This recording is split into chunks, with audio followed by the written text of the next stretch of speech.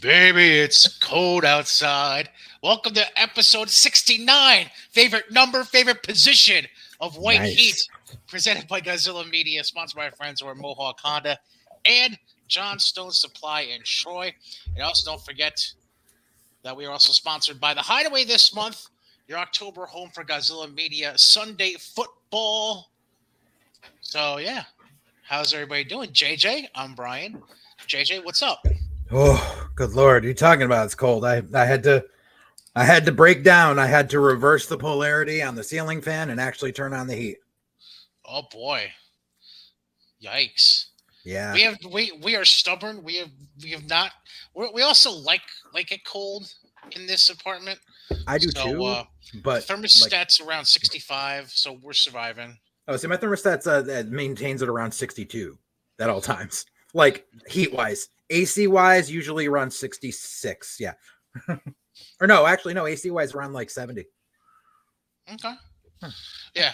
Our thermostat's around 65. Like some mornings recently, it's been like down to 61, 62. Like I'm okay with that, but like once you get to the point where like it's below freezing outside overnight, Uh huh. then that's when I'm gonna start thinking, all right, maybe we should turn on the heat. Yeah, I know. But yeah, so um, yeah. Speaking of heat, since we're talking about, might as well just talk about our friends over at Johnstone Supply in Troy. By the way, don't forget as we get through the colder temperatures and get creeping closer to winter, you want to make sure your furnace is in working order and your thermostats. Making sure they ain't busted. So make sure you talk to our friends over at Johnstone Supply in Troy, and they will help you with all the best parts with all the best brands, whether it's Fujitsu, Westinghouse, Goodman. They're all going to be in stock, all at great prices. And if you need more than just some new parts, you need a brand new heating system, well, Johnstone Supply can help you with that too. Talk to our man George, who's been getting there with Gods in previous episodes. Great guy. You can also talk to Kev, James Bird, any of them. They'll be able to make sure that you stay warm throughout the colder fall and winter months. So make sure you give them a call. Johnstone Supply in Troy, 518-272-5922, or visit them at their brick and mortar location, 2600 6th Avenue in Troy. Get that heating system fixed or just completely replaced by calling 518-272-5922 or visiting Johnstone Supply in Troy at 2600 6th Avenue, or visit them online, johnstonesupply.com. With that said, we now have a lot to talk about. Obviously, Bound for Glory weekend coming up for Impact. Mm-hmm. Usual madness around AEW/ROH. WWE is heating up because they also have Extreme Rules this coming weekend. Yep. Obviously, we need to get through that. NXT is, as we've kind of gone through, this is going to be the first week to really establish whether or not we're seeing change happen Yeah. with NXT. So we'll get into that. So a lot of stuff to get into, but we want to open the program quick because it wouldn't be appropriate if we didn't open the program addressing the passing of a legend. Antonio Inoki did pass away back on Friday, and I mean the the reverberation felt by his passing throughout the wrestling community is global, international, worldwide.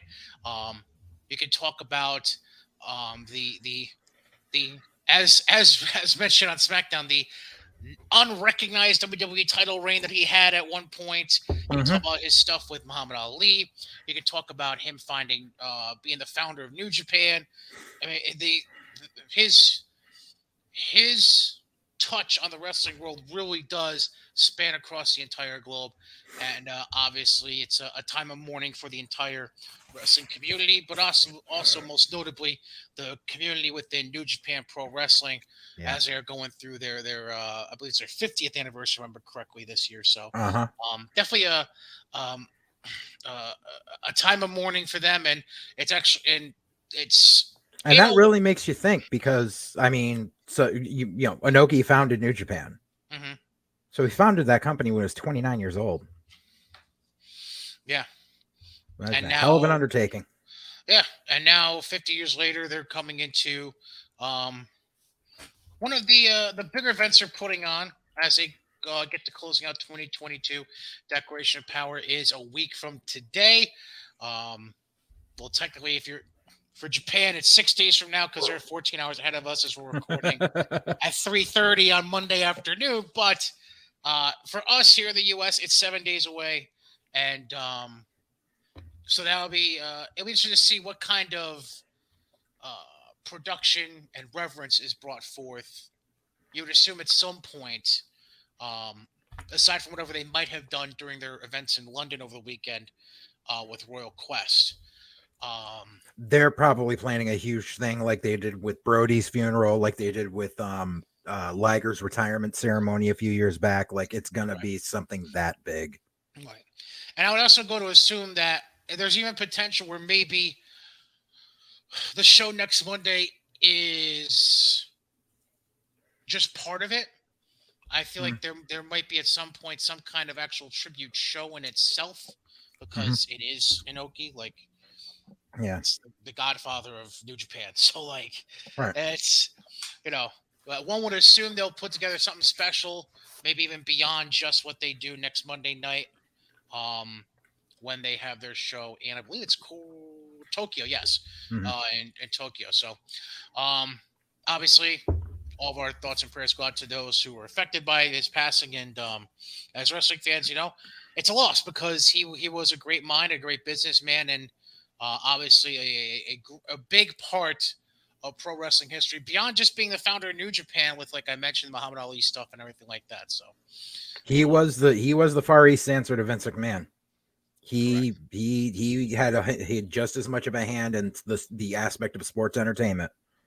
You know, his matches with Muhammad Ali, his stuff with Andre, like he knew what he was doing. Like love him or hate him, because obviously there's been a lot said on both sides of the fence about him.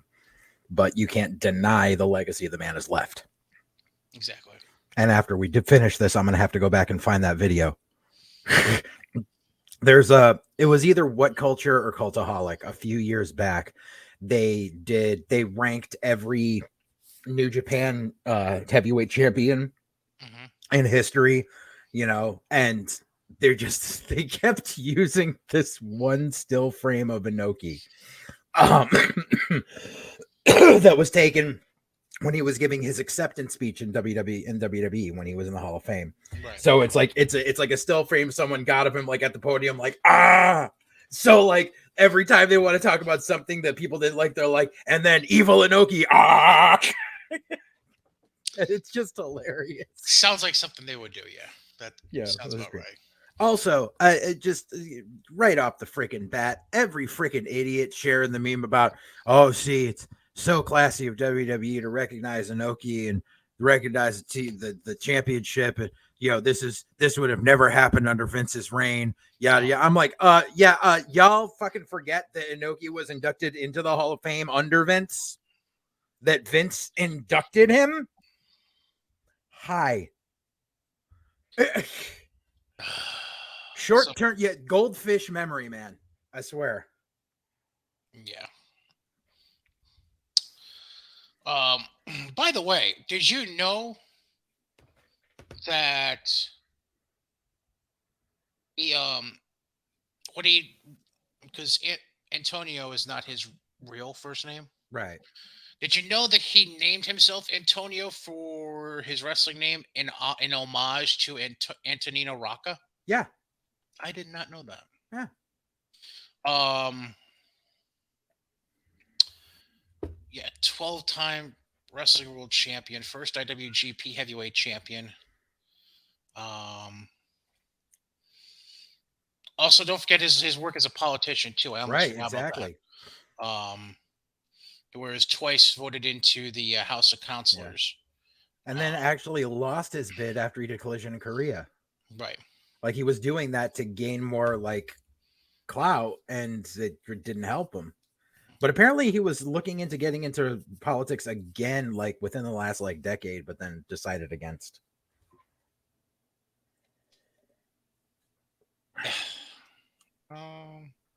Trying to do anything else here. Oh, that pretty much sums it up. Yeah. Um, I'm just checking real quick because I don't know the exact Come on.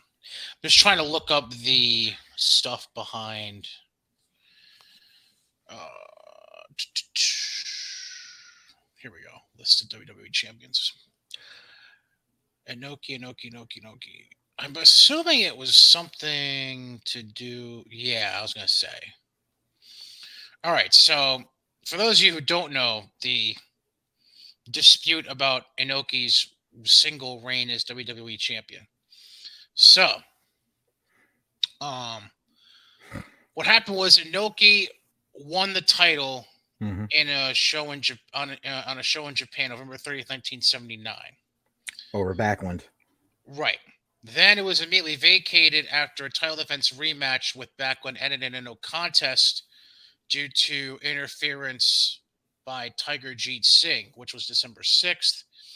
And then they had Backlund win it back in New York City in a Texas death match against Bobby Duncombe. Mm-hmm. Then, for whatever reason, the title was vacated after a controversial match with Greg Valentine at MSG. Mm-hmm. And then he wound up being in a rematch in November of 81. And then back when, so basically WWE recognizes the whole time period from February of 78 all the way up until back when dropped the belt the night after Christmas of 83 as one whole title reign. Yep. They don't consider any of the Yep. vacating. The 6 years. Yep. They Right. consider just, yep. Don't consider the Inoki win. They don't recognize the vacating stuff with Duncombe and Valentine and all that, but whatever. That's the backstory behind that. That's all that really needs to be known, honestly. But yeah, Antonio Inoki passed away, and obviously our thoughts and prayers go out to the family and all that. Quick note though from New Japan over the weekend. Gotta be honest, nothing unexpected or exciting happened at the London shows. Shocker. Well, except for, was that where FTR? Yeah. That's the only thing of note that happened there. Yeah, FTR retained over Aussie Open. The match went like a half hour or something like that. Uh-huh. Sure. And I'm just referring to the promo afterwards. I did not get to see. Oh, yes.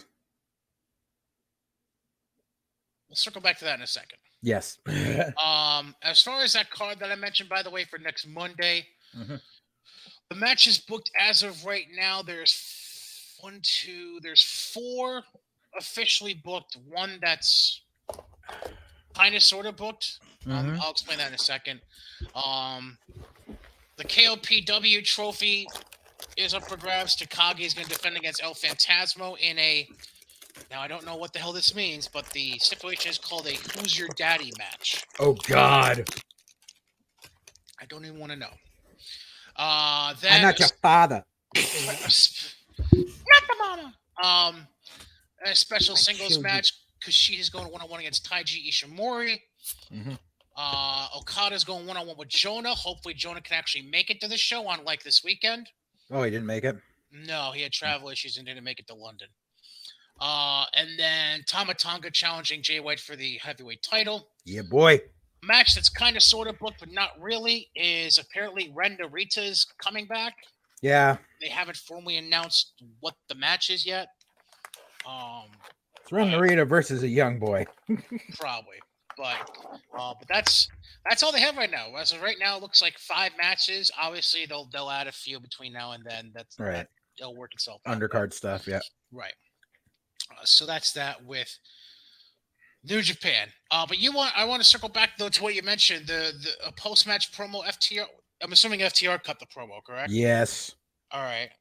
What did I miss? Dax Harwood basically got on it and said, "We would like to remind Tony Khan that we still work for you and that we should be booked on television." Good luck with that. But they're still happy with AEW. Like, I'm sorry, if you're happy with the company, you don't do something like that. Good luck with that. Like, it's hilarious because like I was a huge proponent of the Revival back in the day, and ever since they signed with AEW, like Dax Harwood doesn't know how to get out of his damn way with his mouth and his tweeting, because he just keeps doing. He's like, "We're happy," but then he's gonna bitch like this, or like the most infamous one was when he missed his daughter's fucking dance recital, and he was just like, "Second year in a row. This is the life we live." I'm like, "You work one day a fucking week, dude. Right. Shut up. This is the life we live." Like, obviously, like I felt a little bad afterwards when I found out about the daughter having the heart defect and needing the surgery and all that. Like, I get that, and I get that you Yeah. want to be a good dad and shit, but like, don't use your daughter as a pawn to complain about the money that you're making to work one day a fucking week. Or merch opportunity. Right. Yeah, that was yeah, that wasn't in good taste. By the way, this episode of Wait, he is inadvertently being sponsored by Wendy's. Sorry, I can't do much with protect the logo. I got apple Yeah. fritters. Actually, the apple fritters I'm done with. Um. Anyways, so moving on to Impact. Bound for Glory coming up this weekend in Albany. We'll get to that in a second. As far as the actual TV show from last week, I'm sure this is a complete shock. Yuya Uemura won his match on Before the Impact. Ace and Hotch. Don't ask me. Don't know. Oh, it was one of the gut check winners. Yeah. Sure, we'll go with that. Then we get to the actual show. Ace Austin and Chris Bay wound up beating Trey Miguel and Laredo Kid in tag action to open the show. Okay. Then we get Bullpinder having an interview backstage with Gia Miller saying he got a broken nose during the ladder match last week that he had for the digital media title. He says he's entering the Collier Shot Gauntlet at Bound for Glory, which the winner wins a title shot of their choosing anytime, any place. Yeah, we know that. Then another backstage interview, this time with Frankie Kazarian, who's challenging Mike Bailey for the X Division title this weekend. Yeah. And you can imagine how that went. Then somebody apparently tried to jump the guardrail behind the broadcast crew. I don't fucking know. Then they show a clip of Masha and Allie locked away in the room. No food, no water, no light before the Monsters Ball match. Yeah. Then we get to the Digital Media Championship being defended on actual TV. What the fuck happened to being a digital media? Yeah, I know. It's in the name. Myers retained over Crazy Steve. Oh my God, Myers has a move called the roster cut. Fuck me. Yeah. Jesus. And after the match, Myers announces that he's offering an open challenge for the title at Bound for Glory. Yeah. That should be on the pre-show, but it'll be on the main show. Then they show something from Swingers Dungeon. Who cares? I do. Swingers Dungeon is fucking great. Another vignette with Joe Hendry. Sorry. Then Rosemary is trying to get help from Father James Mitchell to restore Jessica to her former self. Then Jessica and Tanya Valkyrie overhear Rosemary and convince her that Jessica's here to stay. Jessica's sick. She just opened up an OnlyFans too. So I'm pretty sure she's keeping this gimmick for a bit. Okay. And then Rosemary says that those two have a lot of work to do if they want to become new tag champs. Okay, sure. Black Taurus beats Delirious, so Delirious got more than one match out of this. Okay, good for him. Then Bobby Fish is a backstage interview. Nobody really cares. And he's going to be in the Call Your Shot Gauntlet as well. Great. Mm-hmm.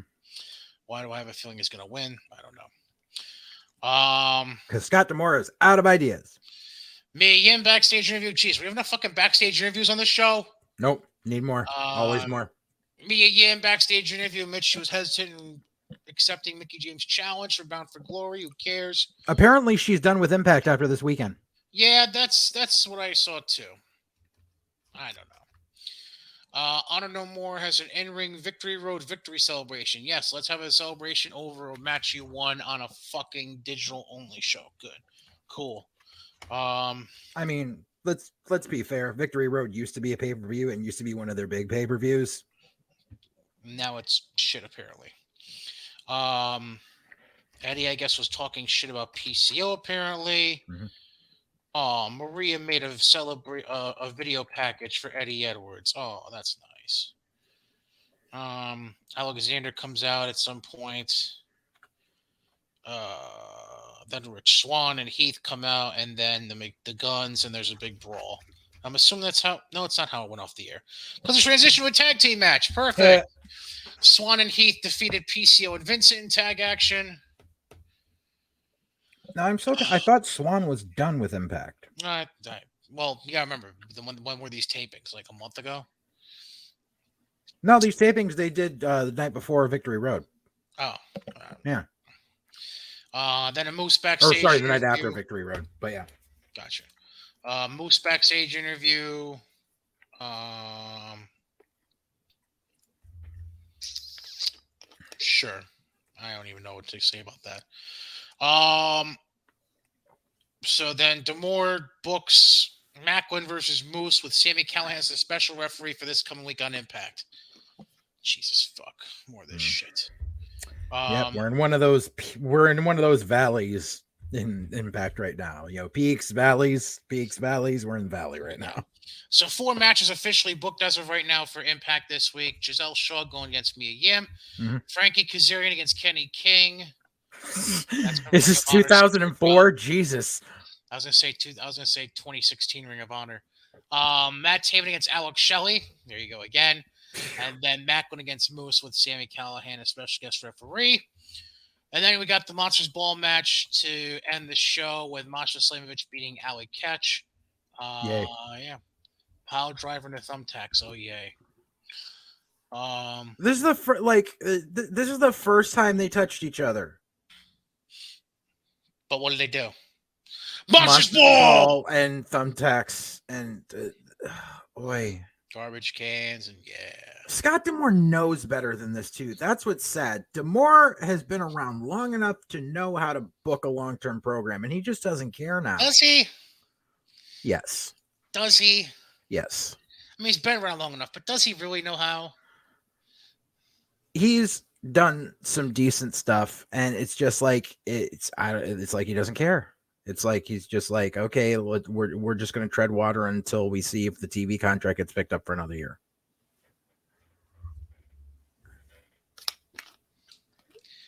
That kind of brings me to a theory I want to bring up later. It's not even about Impact. Okay. Not even close to about Impact. Anyways, is it a demon? Huh? Is it a demon? No. I've got a theory that it's a demon. A dancing demon. No, something isn't right there. I know where you're going. No. Anyways, Bound for Glory. Really, nothing has changed in the card since last week, but I'll review it real quick. Brian Myers' open challenge for digital media title will be in the pre-show. Hey, we're learning. Oh, hey. Kinda, sorta, ish, not really. And then we have, for the main show, Alexander and Edwards for the world title, Grace and Slamovich for the knockouts title, Taven and Bennett against the Guns for the tag titles, Bailey and Kazarian for the X Division title, Green and Perazzo against Taya and Jessica for the knockouts tag titles, Yim and Mickey James singles match, and the Call Your Shot Gauntlet match, which currently has, let's see who's in this as of right now. I'm not sure there's going to be anybody else, but the wrestlers pictured in this preview are Bullpinder. I'm pretty sure that's Rich Swann. I could be wrong. Is that Rich? I think that's Rich Swann. I'm pretty sure it is. Crazy Steve, Sammy, Moose, Macklin, Heath, Giselle Shaw, and Bobby Fish. How many people are allowed in this match? Oh, it's 20-person gauntlet. Okay, there's my answer. Yeah. Thanks, Impact. That's nice. Actually, answer the question once. It's so weird because they're doing this Call Your Shot Gauntlet. Because didn't they just fucking do a Call Your Shot Gauntlet? They did. Well, what are you? Well, I know that Moose won to Call Your Shot Gauntlet, which is when he won the title after Alexander had just first won it. That was back in last year. No, that was back Was that in back in like November? February, March of this year. Oh, I thought it was later. I thought it was later, further back than that. No, because that's yeah, because I was at the show where Alexander finally won the title. That was in May, and that was like a 2-3 month build. Okay. Okay.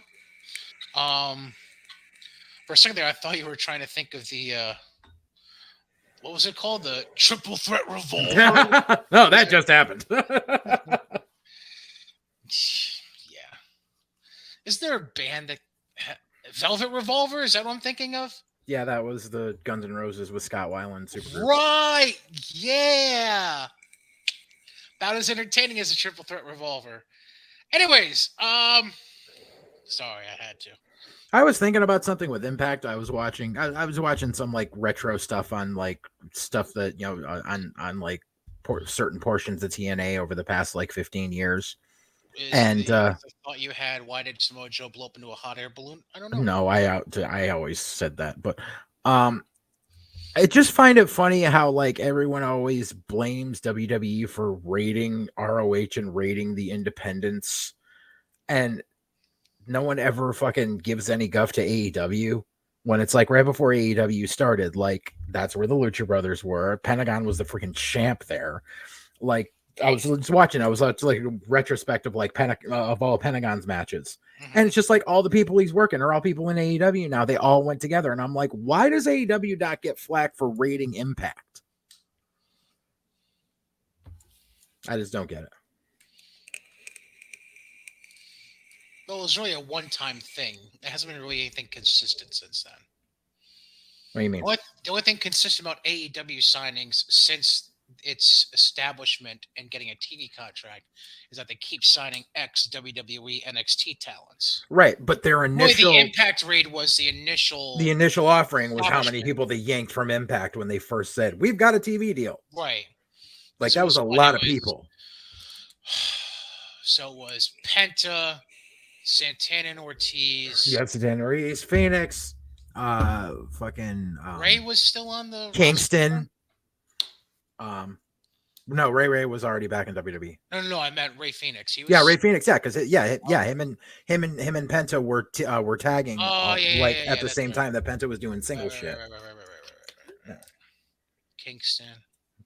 Kazarian, Daniels. Okay. Like there was like I kept seeing faces and I was just like, this is a lot of people. But God forbid, Tony Khan, and just it just falls back on that excuse I always hate with these people work somewhere before WWE. Like, yes, obviously 85% of wrestlers worked somewhere before WWE. The independents without a television deal don't count. Right.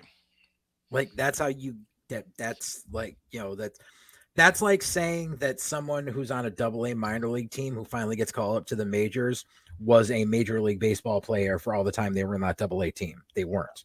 No. They were in the sport, but they were not on that level. Correct. Correct, sir. Some people just dumb on so many levels. Uh-huh. All right. Speaking of dumb on so many levels, Done. get your notes out, JJ. That was quick. All right.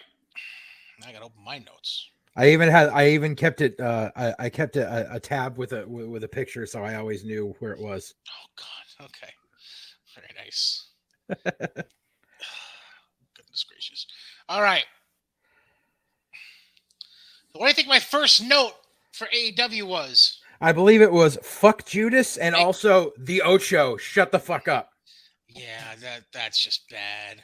He's got a different nickname every 3 fucking weeks now. And it just doesn't sound right coming out of Justin Roberts' mouth. Just no. You know what I'm expecting? I'm expecting the team from Average Joe's to come running out behind him in their yellow jumpsuits. Maybe that's who it was that was leaping the barricade on Impact, because the person was dressed in a yellow hoodie, so maybe. It was the Purple Cobras. They're coming for you. Oh, God. Yeah, fuck Judas was my first note. And All right. then we had How to do hear it twice. what? And then we had to hear it twice. Yeah. God, I have so many notes from this first segment. All right.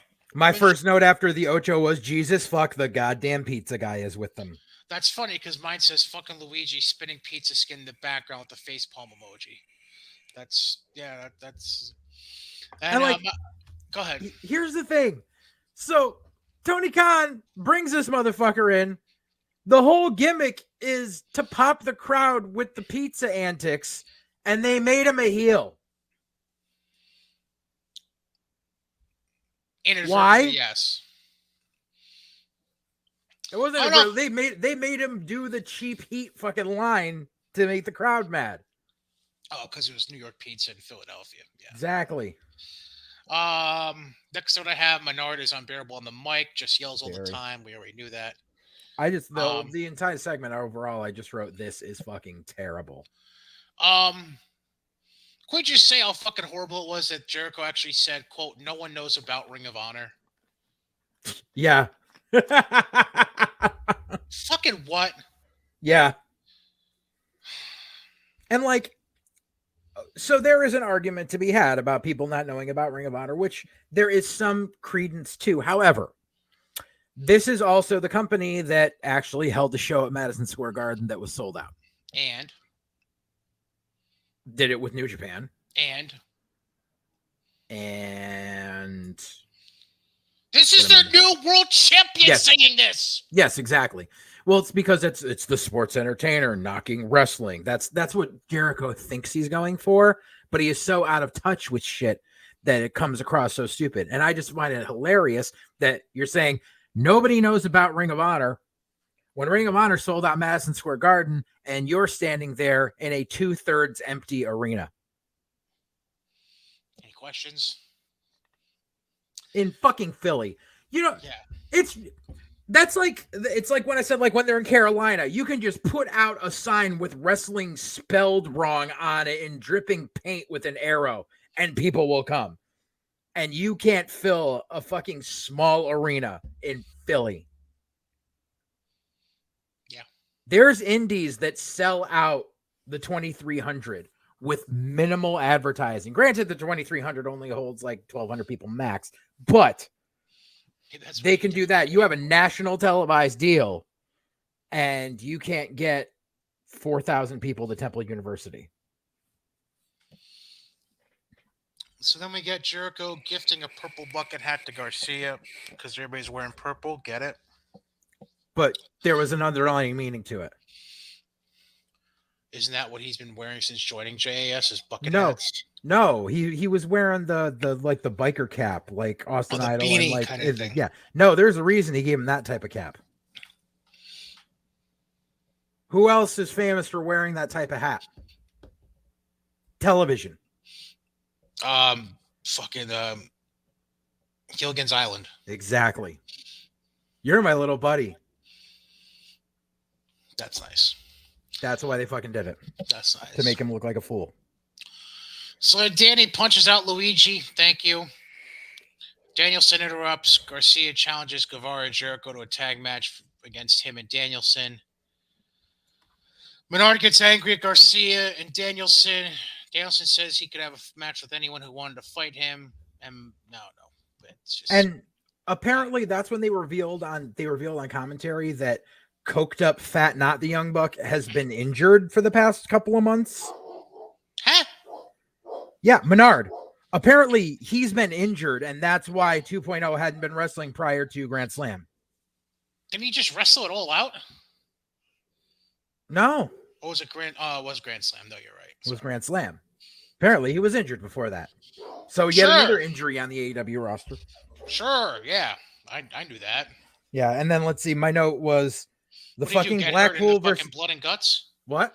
What did he do? Probably Blood and Guts. Probably. I think that's the last time he worked. It's the only thing I could think of. And God knows how many injuries we saw in that match. Right. Yeah, let's see. The fucking Blackpool versus JAS feud fucking continues, even though they've already had a giant garbage match and a fucking War Games match.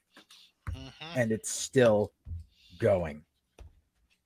Like, there's long-term storytelling, fine, but it's backwards because you have done all the gimmick blow-off matches, and then you keep continuing the feud.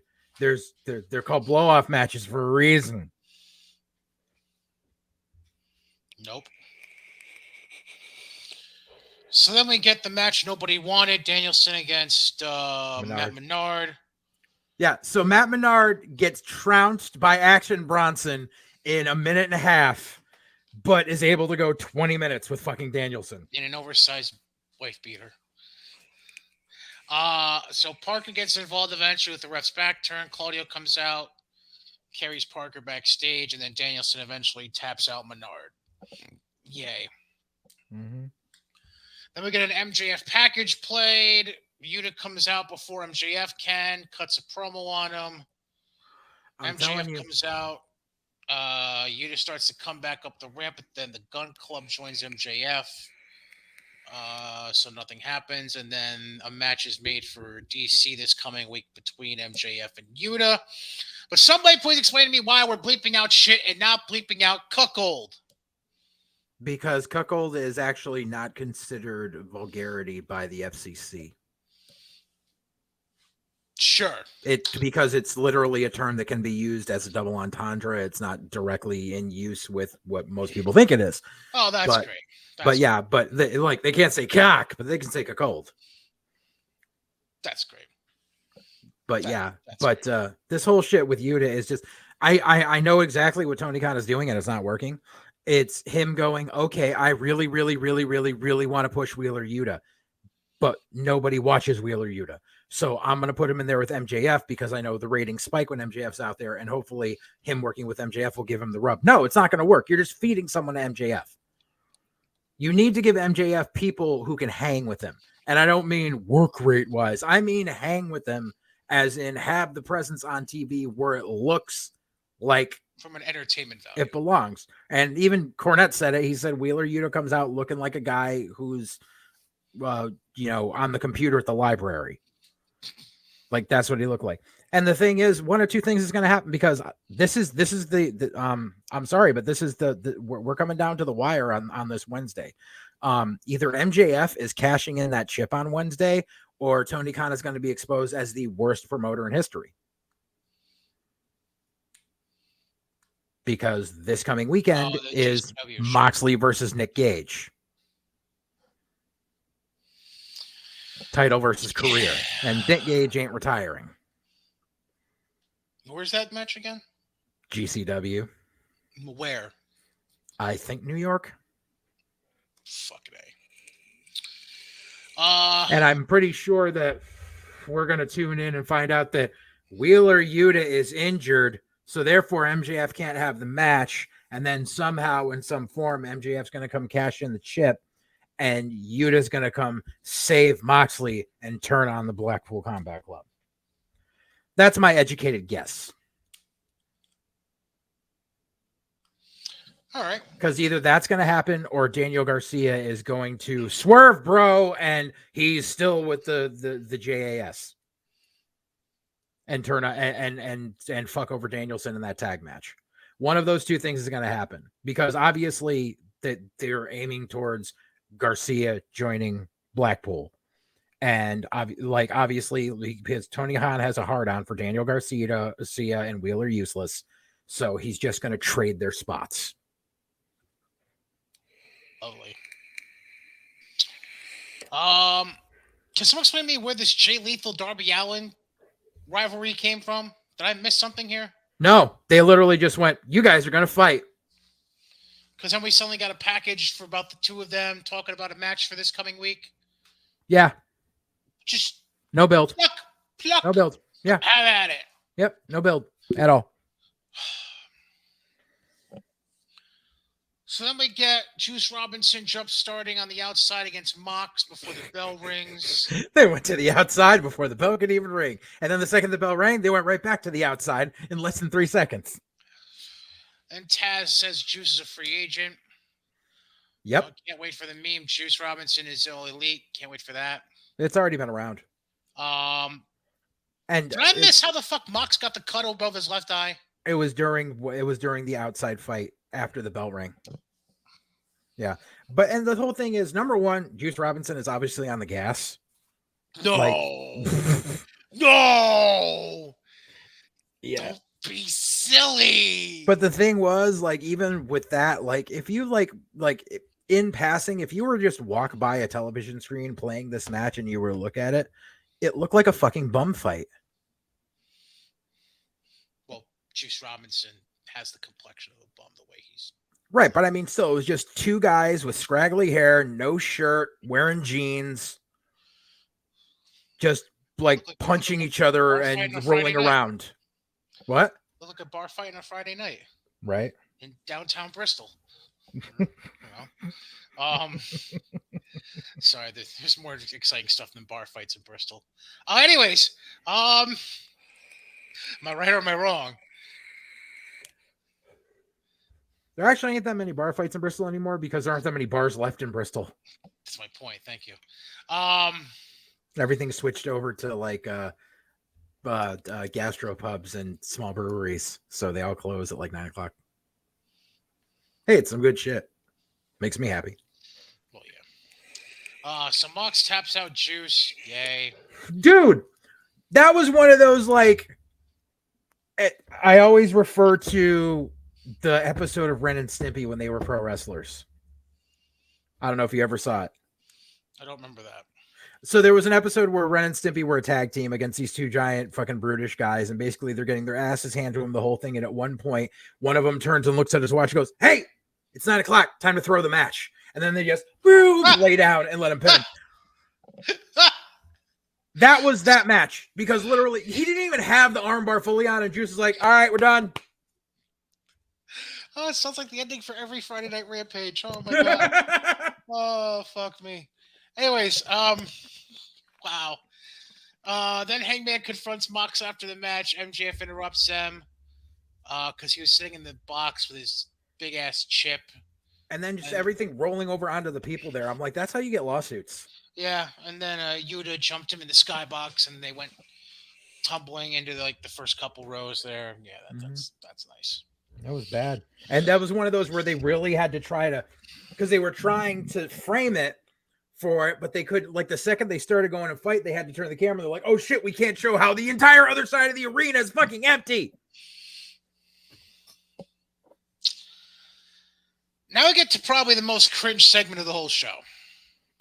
My actual note was, okay, this segment is actually worse than the first. I didn't think they could accomplish that.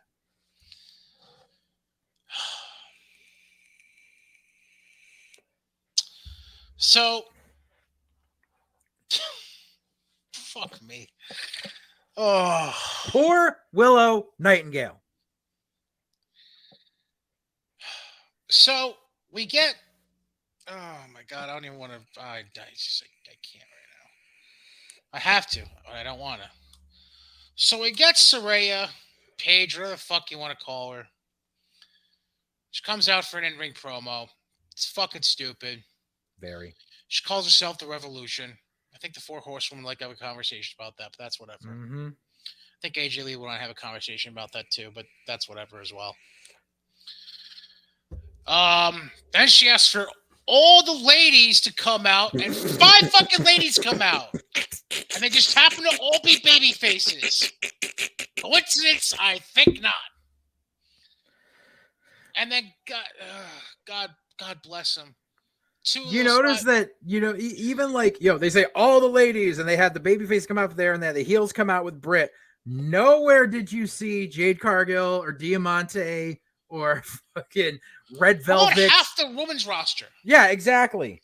Because you have, so Saraya calls them out, and you get Toni Storm, the interim women's champ. You get Athena, Willow Nightingale, who's not even on contract. Sky Blue, who I didn't even fucking know was Sky Blue. Yeah. And then some other random chick I didn't recognize. Oh, that was I don't know and don't care. It's the okay. Chick, I forgot. Then we get then Britt interrupts and brings out Hayter, Penelope Ford, and Rebel. Yep. Of course, Britt takes the low hanging fruit by talking about Soraya's neck. Wonderful. And we're bleeping out shit again, even better. Oh, but we completely skipped over Saraya saying, I have a boss that actually listens to me now. We're really going to go there? We're not going to go there. That's why I was skipping over it. And Oh, then but Britt we should. And then Britt brings out Serena for the title match with Storm. And then Saraya announces, because apparently she has a stroke like this with Tony Khan, Yep. it's a lumberjack match. Fuck it, why not? And dead giveaway that she's not medically cleared. It's a lumberjack match. Up I go to the commentary table. Right! Right! Shit don't make sense. Another week, another gimmick match with no build. For no reason. Like as Eminem Serena said, and shit Tony don't just make could have sense, had a Pete. match. Like God. it's just it's so fucking bad. And it's like, and so I can understand a little bit of they were short on women being there because apparently Tony Khan told any roster members who lived in Florida they could take the night off to get everything arranged because of the impending hurricane. So that's why there weren't as many people there, roster wise. But still, if you're gonna pull shit where you do something like you yank Willow Nightingale out there in fucking street clothes, give the girl a goddamn contract. But here's the thing. Here's the other thing, okay?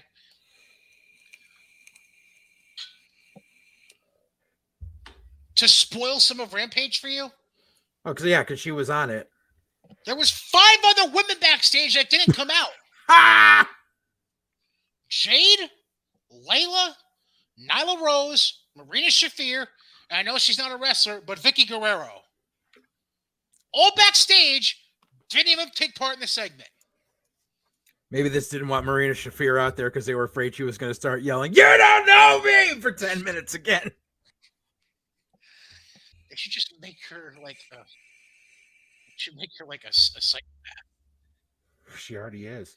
No, I'm just saying, like legit. The freaking Tay and Anna Jay weren't even out there either. Oh yeah, because they were in the JAS thing earlier. The fucking beginning, right? So that's 7. Right.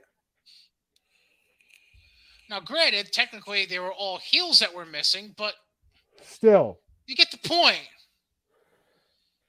Christ Almighty. So then we have, obviously, like any lumberjack match, shit breaks down outside. Mm-hmm. Willow Nightingale chased Jamie Hayter backstage. Just all kinds of bullshit. Well, because that was to set up that they're having a match on Rampage. Right. I get that, but still. Terrible. Tony Storm eventually retains over Serena Deeb. Yay, who cares?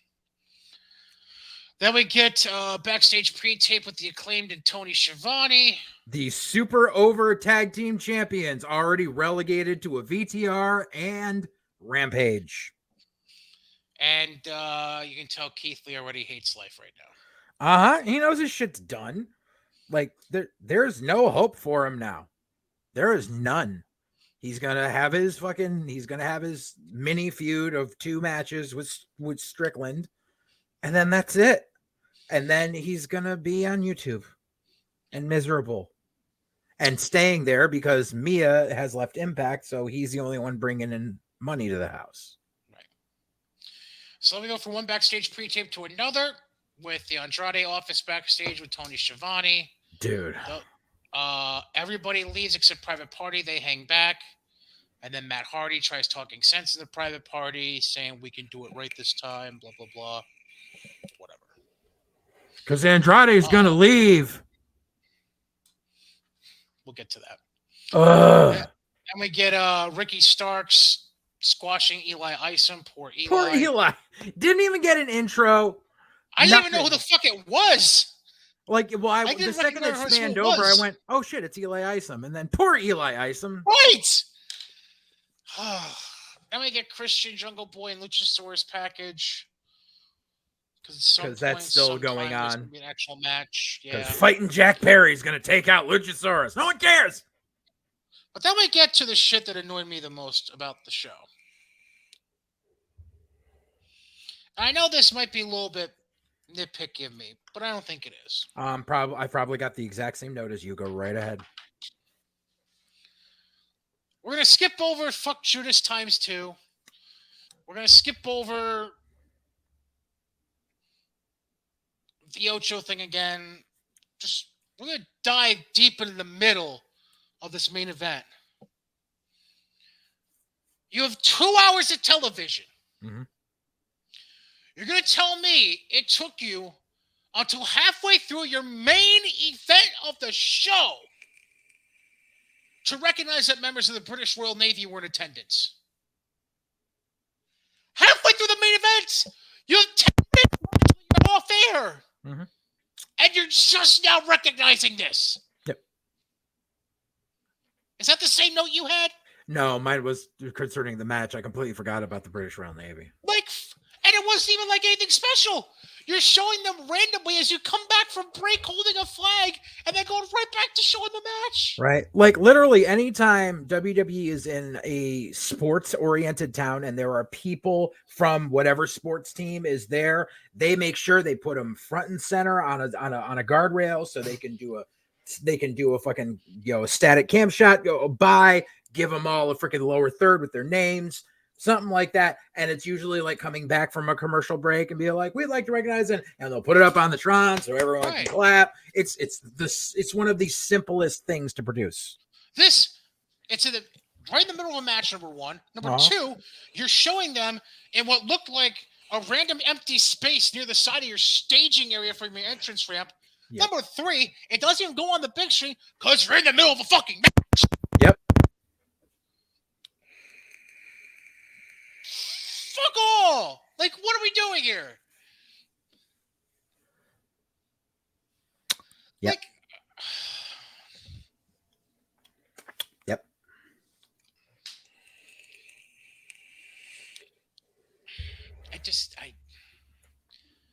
I hate trying to make any sense of anything anymore. Then that just goes above and beyond the stupidity that I have right now. Mm-hmm. What was your magnanimous moment that you were going to mention? The moment was during the match. I said, Flippy Lucha guy doing power moves is utterly ridiculous. Bandito doing the minute-long stalling suplex. Yeah. And barely able to hold up Jericho because Jericho's not even posting for him correctly. Yeah, and then looked like he was blown up the whole time he was laying down afterwards. And then the whole gigging behind the mask shit. What the fuck? Like, and I like Bandito, but that was dumb. Oh, yeah.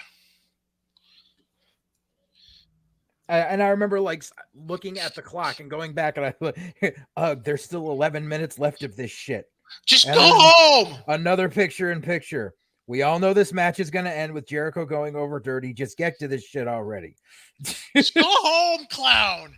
It just kept fucking going. And it's just, no, like. Oh, it gets worse. It gets worse. Oh, I know it got worse. So Jericho retains. Goes over dirty because that's going to be his whole thing is this is a wrestling title and I'm a sports entertainer, so I'm going to be blatantly dirty in every match I do. Because that makes sense. Right. Then Jericho decides he wants to cut a promo again. Mm-hmm. Says he's going to destroy the Ring of Honor legacy. Tony Khan already did that. Apparently now the champion just can challenge whoever he wants because he challenged Danielson to a title match in Toronto next week. Uh-huh. Sure. Yeah. Great. Well, because if you know, as Jericho said, he is going to annihilate every former Ring of Honor champion. Yes. So I'd like to see how that's possible. Like, I really want to see. I want to see if Tony Khan is dumb enough to bring in Low-Ki or Austin Aries. I'll even go one further. What? Good luck trying to get Seth Rollins. Good luck trying to get Bubba Ray. Good luck getting CM Punk back in the building. How about that? Well, that's what all the basement goblins are saying. Like, this is going to lead to Jericho versus Punk for the ROH title. No, it's not. No. You know why? Because if Punk truly is injured this time, that's a 9-month recovery time. Which, and the other thing, Oh, go ahead. Go ahead. Speaking of which, would you like me to bring up this right now? Wait for that. Let's finish Okay. Dynamite. All right. Yeah. But Well, let this me is finishing Dynamite. This is the end of the right. show. Right. Well, so the whole thing is people are saying Jericho's gonna like. I actually had this long fight with the Basement Goblin saying because he's like Jericho's gonna drop the ROH belt within the next 2 weeks to Danielson because Fozzie's going on tour. You look at the Fozzie tour dates. There are literally 3 Wednesdays over the course of the next 6 months that Jericho's not available, and they're not like in a row. They're like randomly split. Scattered. Yeah. Right. And all his other tour dates are on weekends. So it's not like they're gonna Jericho's got a job because he can't be it. And it's for the it's for the fucking title of a company that doesn't exist. It's a nothing belt. The goddamn FTW belt holds more clout than the Ring of Honor title right now. Can we touch on the closing visual of the show? Poor Bobby Cruz. What the fuck? Bobby Cruz doesn't take bumps. Evidently showing because he didn't know how to take. Bobby Cruz doesn't take bumps. Can I just put out? I want to put something out into the wrestling universe. Uh-huh. I want to have the ultimate fuck you end this title reign of Jericho. Yeah. In one of two ways. Okay. Number one, what if Caprice Coleman says fuck this shit and goes away from the commentary table? It could be decent, but you know the Jericho. That's not the bigger fuck you I have in my mind, though. Okay. The bigger fuck you I have in my mind is you ultimately bring Colt Cabana back into the fold. Well, Cabana was never ROH champ. Don't give a shit. You have Jericho go through all the champions that they can bring back within reason, and then Colt Cabana says, fuck you, and wins his first Ring of Honor World title. Not like it matters much. Good luck trying to bring in Cody. Oh, he was Ring of Honor World Yes, he was.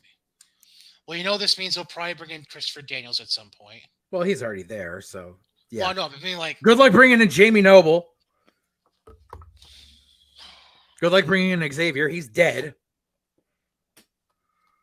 And what you're gonna Jericho versus Samoa Joe. Oh boy.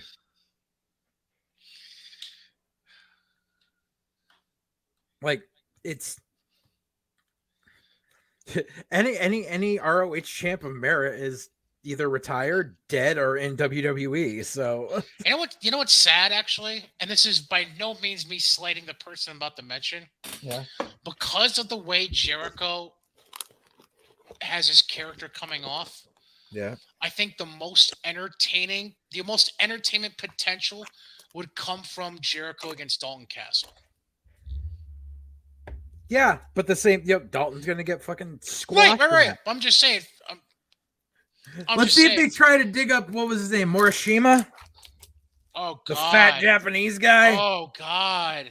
Oh, was that that dude that wrecked Danielson? Is that what you're talking about? Yeah. Oh God. Cool.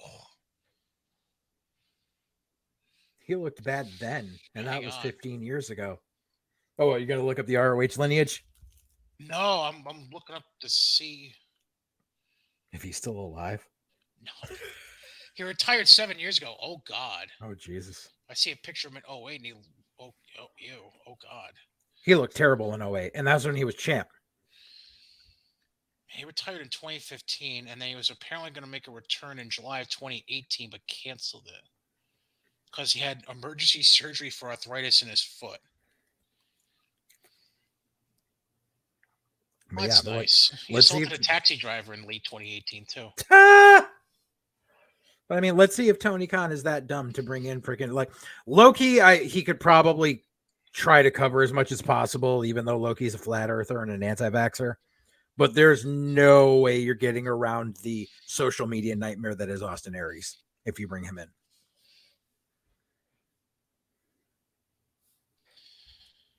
Oh, man.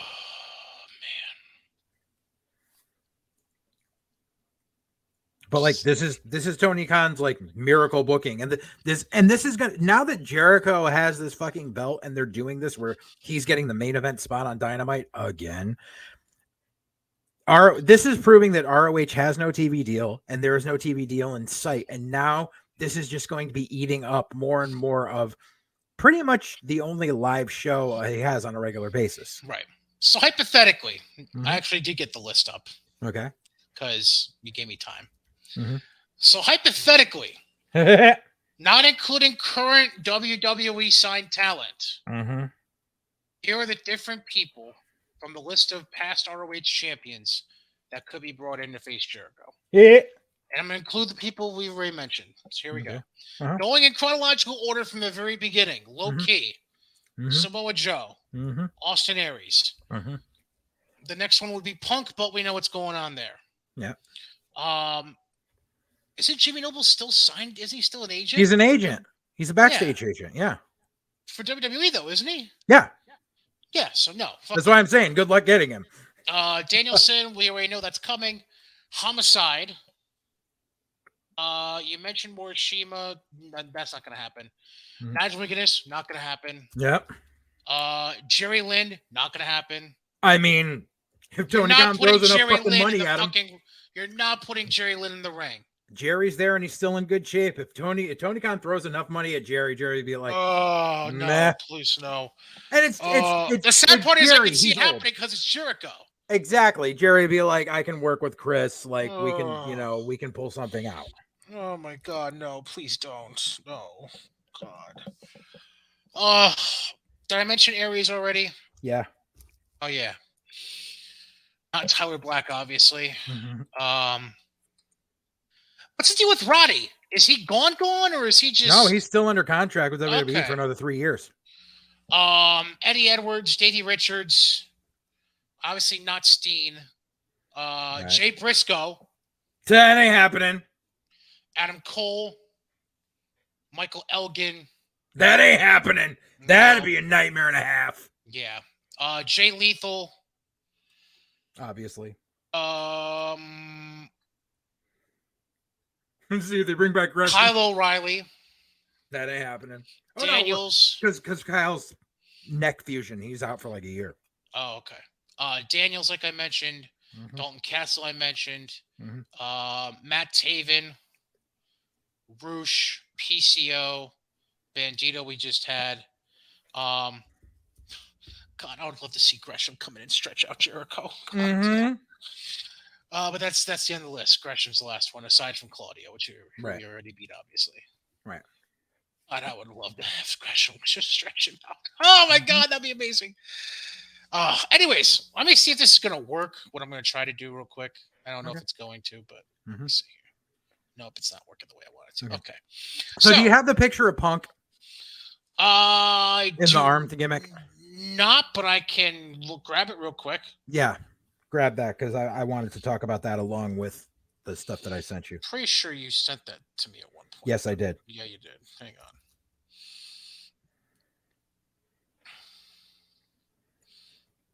In the meantime, how about those ticket sales? How are they going?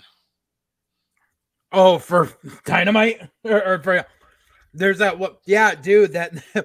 And this is the thing. Everyone's like, "Oh yeah, blah blah blah. It's fine, yada yada." No, it's not. So, what is it? Where is it? Let me see if I can find where it was. So there's obviously a lot of there's a lot of issues with upcoming events with ticket sales because they're doing that run where they're doing live editions of Rampage and obviously taping Dark Elevation with it, including this upcoming Friday where they're taping Rampage and going live with Battle of the Belts and then putting on Rampage after it. Or something to that effect, because we haven't touched on that, how Tony Khan done fucked up and was going to have Battle of the Belts there on Saturday opposite Extreme Rules. Right, and then he put it, and then I mentioned this last week, how they're doing Battle of the Belts at the same night as Rampage. No, we talked about it afterwards, but because the news didn't hit at the time. Oh, okay. Yeah, but yeah, so Battle of the Belts is going to be on. It's going to be going against SmackDown, which is so much better than going against Extreme Rules. Well, Battle of the Belts isn't until 11 o'clock, if I remember correctly. So it's Rampage going against SmackDown. So it's Friday Night War, baby. No, SmackDown's 8 to 10, dude. But they had to bump the shit because of Rampage. Hang on.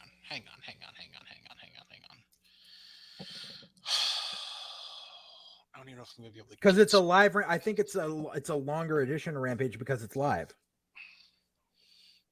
No, it's not live. Oh. Oh no, so that's what they're doing. So apparently they're technically live editions of Rampage, but what happens is you go and they shoot the show at like 7 and then it airs a couple hours later. Yeah, so SmackDown is 8 to 10, like I mentioned. Uh-huh. And then listed on TNT for Friday night, Rampage at 10 and Battle of the Belts at 11. Oh, so there is no overlap. I thought they said there was going to be some overlap. No, you're thinking Dynamite's having an overrun on Wednesday night. Well, that too, but there was somewhere I read, and I forget where, but I guess it's not. I mean, there might be overlap overlap between the two shows. There's sometime in the next few weeks with these live Rampage tapings where Rampage is going to be going head to head with at least 1 hour of SmackDown. I think it's a Toronto show, isn't it? Maybe. Or is Toronto? I can't remember. Hold on. Now I gotta pull up the AEW calendar. Oh, I hate the AEW. But but they're having an issue with the ticket sales for Rampage, and as it is, the November 4th Rampage, which I believe is in New Jersey, the arena that they're in is set up for over 6,000 seats. Now that's for regular ass setup, not AEW cutting off a third to half of the arena for reasons lulls. By the way, real quick as an intervention, how amateur is AEW when you still have last Wednesday's show posted on your website as an upcoming event? Ugh. Terrible webmasters. But yeah. No, Toronto's Rampage is on Thursday. Okay. And then they're in Cincinnati on a Tuesday night the following week. When is it then? I don't know. Oh, well, it might. Oh, it's Rampage. It's the one they're doing in Jacksonville on the 21st. That's what you're thinking. Because the 21st and 28th, those are Friday nights, right? Yeah. So 21st and 28th in Jacksonville and Mohegan Sun. And then... Sorry, barking dog. You're fine. Yeah. Yeah, so there's 3 weeks, yes. So it's October 21st, October 28th, November 4th. Yeah. They're going to be in Jacksonville, Mohegan Sun, and then Atlantic City. Yeah. Those are all 8 p.m. start times. Now, I don't know about... I'm assuming it's going to be live to TV. So it's 8 p.m. start times for those shows at those arenas, and those are all Friday nights. Those are all... Yeah, it's going to be an 8 p.m. start time where they tape some, like, dark, most likely, and then they start taping Rampage, but obviously they'll be taping Rampage starting at, like, 9, but it'll air at 10. Because, reasons. But, yeah, so the November 4th edition of Rampage for a 6,000-seat arena, they've only sold 775 seats. Because that's Atlantic City, yeah. Because of the fact that basically the ticket resellers have stopped buying up AEW tickets in mass because they're not getting a return on them. But the Mohegan Sun, which Connecticut here, which I've been in that arena. I went last time I saw the Killers there back in 2008. Hell of a show. That arena holds 10,000 people, and so far, including what resellers have bought, they've sold 3,700 seats. Plus, it's Mohegan, which means, for those who are unaware, anytime you ever have an arena that's part of a casino, the front row on each side, the casino holds those tickets and gives them to the high rollers. Correct. And that's so. Luckily, like, they've figured out, like, when Raw or SmackDown is there, like, they figured out which high rollers are going to be interested in them. And so they put them there and everything's good. AEW, you're just going to get high rollers that are there and drunk because they were given the tickets and not giving a fuck. Because that's what it is. Like I've been to plenty of shows at casinos where the high rollers get the front tickets and are just there because they got them for free and Hmm. could give a fuck I know. and just get drunk and make asses of themselves. Yep, that's how it works. Casinos. That's how it works. Mm-hmm. Did I even? I didn't even. I found the photo. Didn't even email it to myself. Hang on. But Um. yeah, so ticket sales are an issue for them. But of course, no, it's all lies. Because they just did $1 million gate. No, shut up. Like, shut up. Just shut up. And they're like, and I love seeing the argument now that they've done $1 million gate for a regular TV, and that's something WWE hasn't done in years and everything. And it's like, remember, I sent you that like listing, like right when they said $1 million gate of like WWE like TV shows in the past couple of years that have all gone over $1 million, and there were Right. even like NXT tapings on there.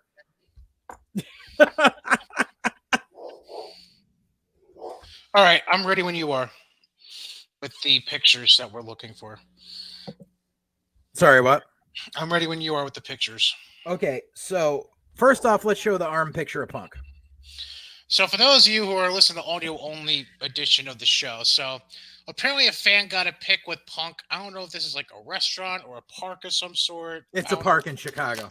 Okay. So basically, Punk is Boobs. wearing this device that looks like. It's like if you've like, there's wrestlers you like. The first one I think of is Dax Harwood because his brace just you can fucking see it from a mile away. Mhm. Or like think back to a Steve Austin. That's the kind of brace that Punk seems to have, except it's on his arm, his left arm instead of a knee. Right. So I can tell you about this because once again, I've had a similar surgery where they've had to go through my ulnar nerve. So that's the company is called Coreflex. That's a Coreflex immobilizer.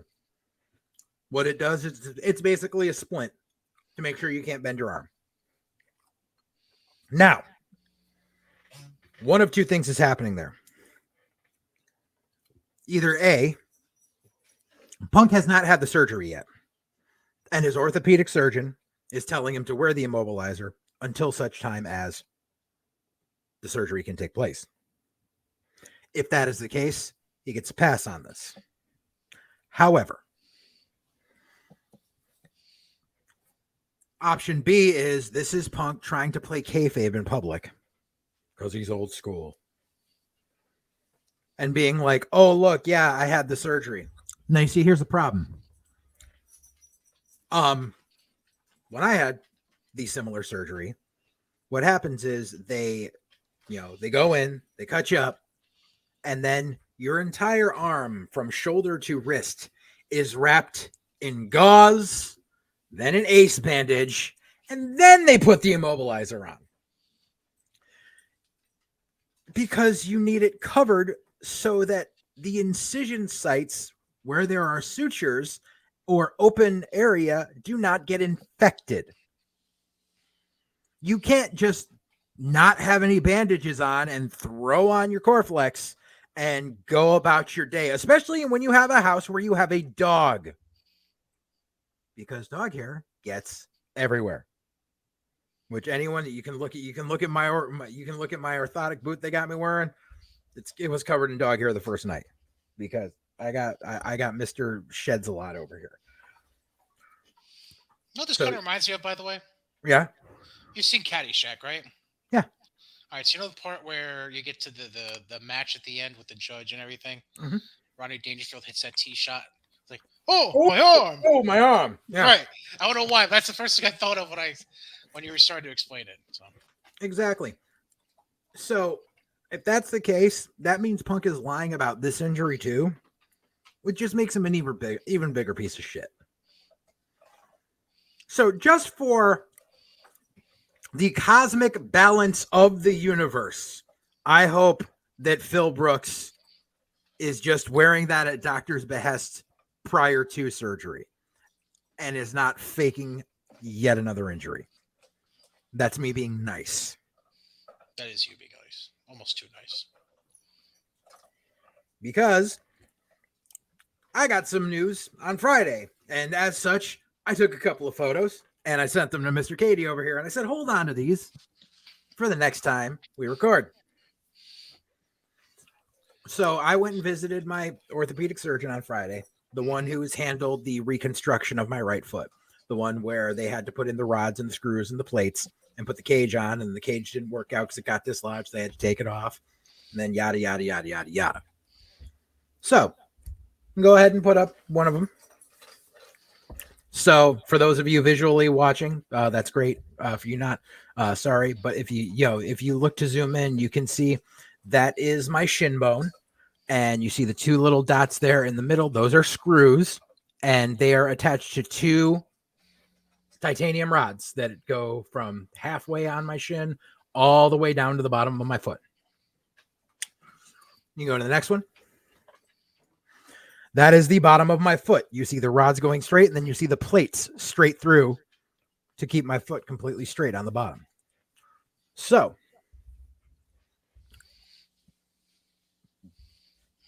my recovery time was up in the air when they had to take off the Lizaroff cage.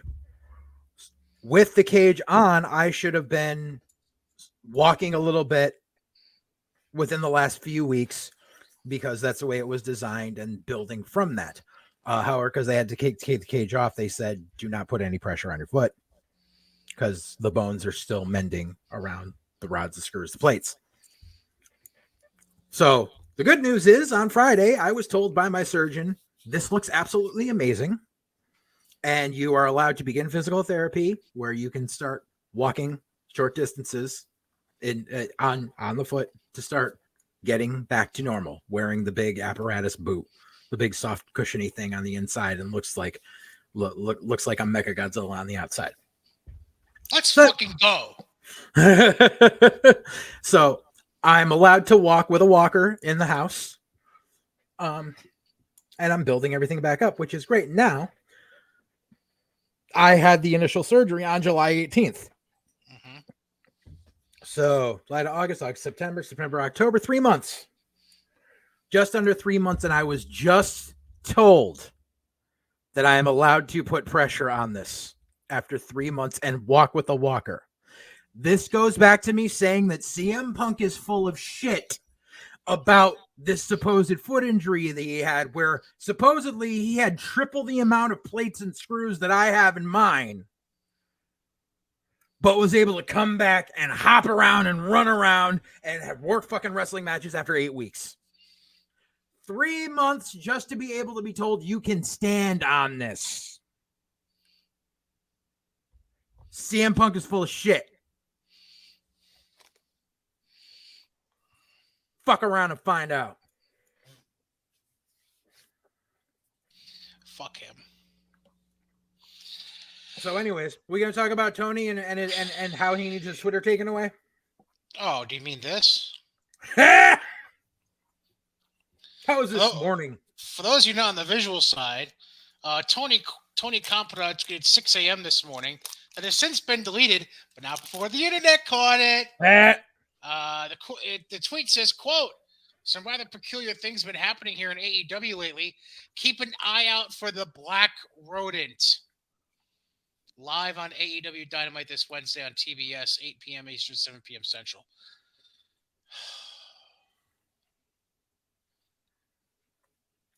Now, the obvious thing to say is, wow, Black Rodent, real fucking original with the White Rabbit stuff WWE is doing. Right?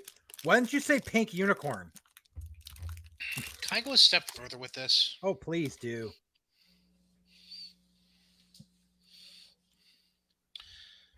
Has there been a point, this is me really stretching it, so bear with me. Has there been a point where anybody on commentary has called any of the managers in AEW a rat? No. I think you know where I'm going with this. Stokely? Yeah. I know, it's stretched, but yeah. It was literally just Tony thinking he was funny. Right. Like, with no plan towards it. But Tony needs his Twitter taken away. Because basically everything is still unraveling all around him. Apparently it was released by, I think it was Alvarez, that Tony Khan openly admitted that when he bought Ring of Honor, he had zero plans for it. He just bought it so Vince couldn't get it. Yeah, I saw that. Stupid. Oh, and also how the rumor that that WWE wanted to sign Bandito, and that's why Tony Khan signed him. No, because Bandito's been a free agent for 9 months. His ROH contract was terminated at the end of 2021. Like, granted, he still had the title, but that was a per diem deal. 9 months he could have been picked up by WWE, and he wasn't. And I'm not saying anything to knock Bandito, but they were not interested in him. But Tony Khan needs a shiny new toy who will pick him up when he hugs him.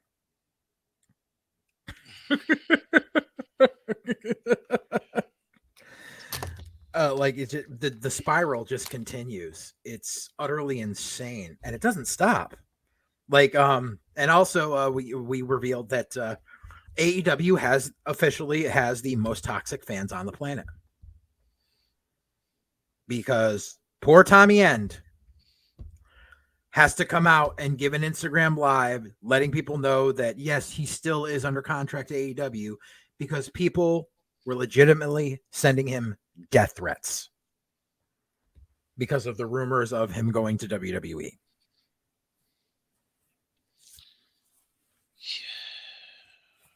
Like, back in the territory days, you get death threats because you had heel heat.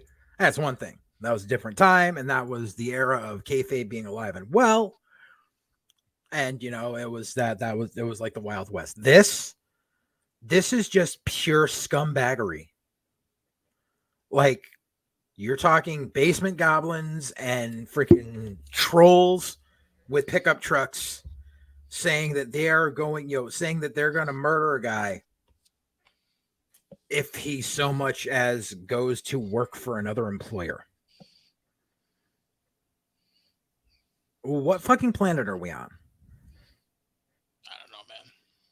Like, it's and the thing is, Tommy End is one of the like legit, like, outside, put all wrestling aside and the persona that he has, he is one of the nicest, most caring individuals you will ever meet. Very soft spoken, very eloquent, and extremely humble and extremely nice. Like, I know everyone, like, you know, sees stuff like, you know, all the theatrics and shit, and supposedly his creative control has to do with it. But you take all that aside, Tommy End doesn't deserve the shit that's been happening to him. Nope. At all. And the fact that it's the AEW fans at the heart. Like, when's the last time you saw WWE fans threatening a guy for jumping to AEW? They don't care. Never. They don't care at all. Like, and then fucking Meltzer being such a freaking asshole, just he's purposely doing this to make Tommy's life a living hell. I guarantee it. Because after Tommy End comes out and says, I'm still under contract to AEW, I'm not going anywhere, I'm just here for my mental, you know, taking off for time for my mental health and spend with my wife, please stop sending me death threats. Then Meltzer goes off and says, oh yeah, WWE's White Rabbit is really Aleister Black. No, it's fucking not. You're an asshole, Meltzer. Do you expect anything less from him? Sadly, I don't, but at the same time, like, dude, this is a guy's livelihood we're talking about here. This is a guy, like, and a guy who's, like, how'd he like it if people were camped outside his house sending him death threats? He don't fucking care. Apparently not. And that's what's really fucked up. Real quick, let me roll through Dynamite, because not Dynamite, Rampage. I'm sure you didn't watch it. Hell no. I read about it, but I ain't watching that shit. All right, well, the Acclaimed retained I know. The Acclaimed retained the tag titles in a triple threat match. Shocker. Against Butcher and Blade and Private Party. Shocker. Then we had a Gun Club backstage thing where they're just shitting on FTR because that's the thing right now. Because we're going to use it. FTR is finally going to get on TV, and it's going to be on Rampage, and it's going to be try to give the rub to the Gun Club. Then we had Jade and that's what I was referring to earlier. Jade and Layla backstage with Lexi. They get interrupted by Vicky, Nyla, and Marina. Sure. So what? So Oh Layla Hirsch is a heel now and is with Jade. no, Layla Oh, Gray, not oh, Layla Layla Hirsch. Gray. Okay, I Layla was gonna Hirsch, I say think, is still on the show. she's still hurt. Yeah, Lee Moriarty beats Fuego del Sol in like 90 and then seconds. right, and then they had Morrissey chokeslam him afterwards. Yep, because sure. Then we got Hangman Uno and Vance backstage with Lexi. Andrade and Jose interrupt, and then they eventually book a match for this coming week on Rampage between Vance, 10, excuse me. He's not called Preston Vance anymore, he's 10. Against Well, Andrade. he's pressed 10 Vance. It's going to be Mask versus AEW Career. Because that's that's what happens. Your first match against a guy where your build was I don't like you in a VTR automatically leads to Mask versus Career. It's been more than that though. Well, I mean, okay, yeah, he's been trying to get Vance into the office for like a month now. That's true, but still, it's been all VTRs and they haven't touched each other in the ring. Right.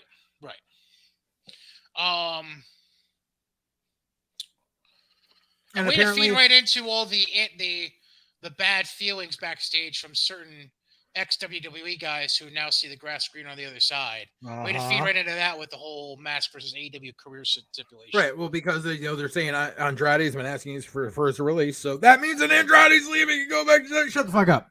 He's also playing up to it on Twitter too. So. This is where I said poor Willow. Because the Philly crowd was cheering for Jamie Hayter throughout their match. Because they were during the fucking segment. I was like, what the fuck? Like, poor Willow. And then Jamie ends up beating Willow. Then we get a promo package for Wardlow and Samoa Joe because they're apparently a new hot tag team, I guess. I don't know. Yeah, War Joe is what they're calling themselves. Stupid. On top of, apparently, I think it's this week on Rampage, Wardlow's defending the TNT title against Brody King. I didn't see that, but okay. Mm-hmm. Ryan Nemeth or Dolph Ziggler Light. He's doing a your typical stupid worn out Philly jokes. Then Hook interrupts him and lays him out. And then as Hook's coming back up the ramp, the Trustbusters come out and lay out like a serving tray with an envelope with Hook's name on it and walk away.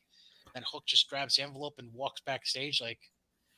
Because that's going to be the thing is they're going to try to bring in Hook and Hook's going to say no. And then we're going to get the match. Daivari against Hook. Oh, no, we're going to get the match everyone wants. Hook versus Parker Boudreaux. Oh, way to kill that. Then we get a package about Mox and Hangman. Sure. And they make Hangman look stupid. Get to that. And then make Hangman look stupid. Did you see what they did? No. They had Hangman cutting some promo, and then I don't know if it was Tony or Lexi. I think it was Lexi. Was like, the match is in Cincinnati, right? And he's like, oh, okay. Like fuck off. This is where I knew Battle of the Belts was airing after Rampage because they announced it on Rampage last week. Okay. And the only title match announced so far for Battle of the Belts is Beretta challenging Pac for the All Atlantic title. That's right. So explain this to me.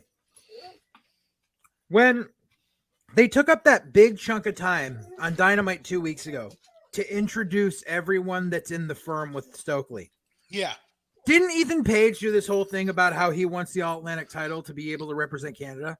Yeah. So why is it a guy that hasn't even been on TV since God knows when and is a tag team wrestler is getting a shot at this belt?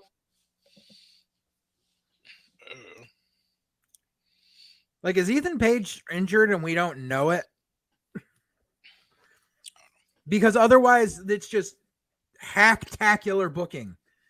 It's small dick energy. I don't know how to book bullshit. Then we get our main event. Maybe it's just me, but I feel like Johnny's been a little too hunky lately. But I don't know. I don't know. I feel like he just looks bigger than he did when he first came in. Maybe it's just me. I love John. He's a great kid. I mean, and the thing is, I remember when he was like skinny, skinny. And so the fact that he's like put before he found a way building up. Yeah, before the fact that he's put time building up because he knows that he has the height disadvantage, I applaud John for that. I'll give him that. Everything else about the gimmick needs work. Roosh wins, shocker. Dude. And then Andrade Office attacks Silver and Reynolds after the bell. Then Uno and Vance try to come in for the save. And then obviously Hangman gets all the glory and comes in last, and Of course. everyone disperses, and he gets the buckshot lariat on who the fuck did he hit on? I think it was it Jose, the assistant? I think it was Jose Batista. And that's how I went off the air. Yay. It's like, why are you put like, and we touched on this last week. Why are you pushing Heyman Page when supposedly he was the root of all the problems with Punk originally? I know. It makes no sense. And then like, it's just like we obviously know that they're never going to fully disband the Dark Order because it was Brody Lee, and we have to honor the man's memory, yada yada yada, which is that's a whole spiel in of itself. And like, oh, it gets better. I didn't even mention this. okay. So remember the segment I mentioned about Vance and Uno being interviewed and Andrade coming in? They booked the match between Ten and Andrade. Andrade made reference when making the challenge to Vance that Rampage, I don't know if this is even true or not. I didn't do the fact checking. It's like the anniversary of Brody Lee's last match in AEW. Sounds about right because he was gone. Like he was on in October and then was just gone all of a sudden. Even still, does that even sound like remotely a good reason? No, not at all. Thank you. And I mean, and I don't know if I talked about this a while back, but if I did, I apologize for being repetitive. But obviously, losing Brody Lee was a big tragedy. We all know that Brody was a hell of a guy. Besides being a worker, he was a hell of a human being. It's been like 2 years. Not only that. Yes, but not only that.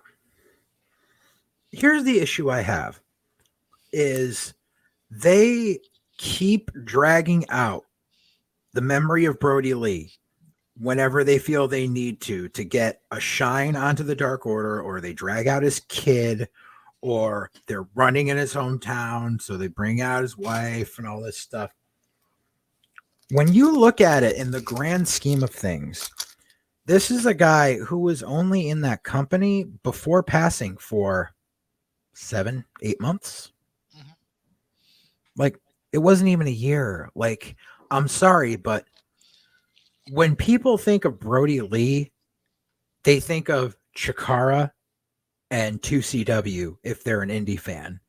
And if they're a casual wrestling fan, they think of Luke Harper.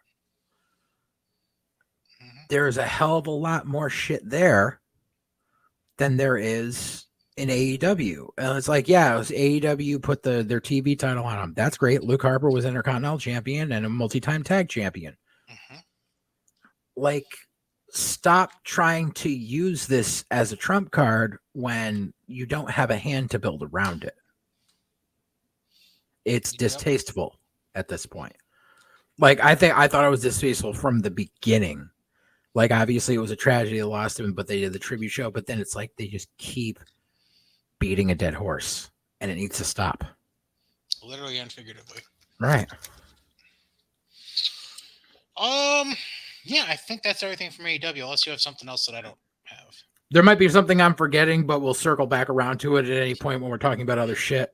Okay. And we'll tie it in. That being said, let's get to the good stuff on television. Let's get to Monday Night Raw from last week. We open with, I feel like this is like the second or third time they've done this within a month. The whole Bianca, Asuka, Alexa damage control in-ring promo stuff. Yeah. Which led into the opening match of the night. Bianca pinning Io Sky.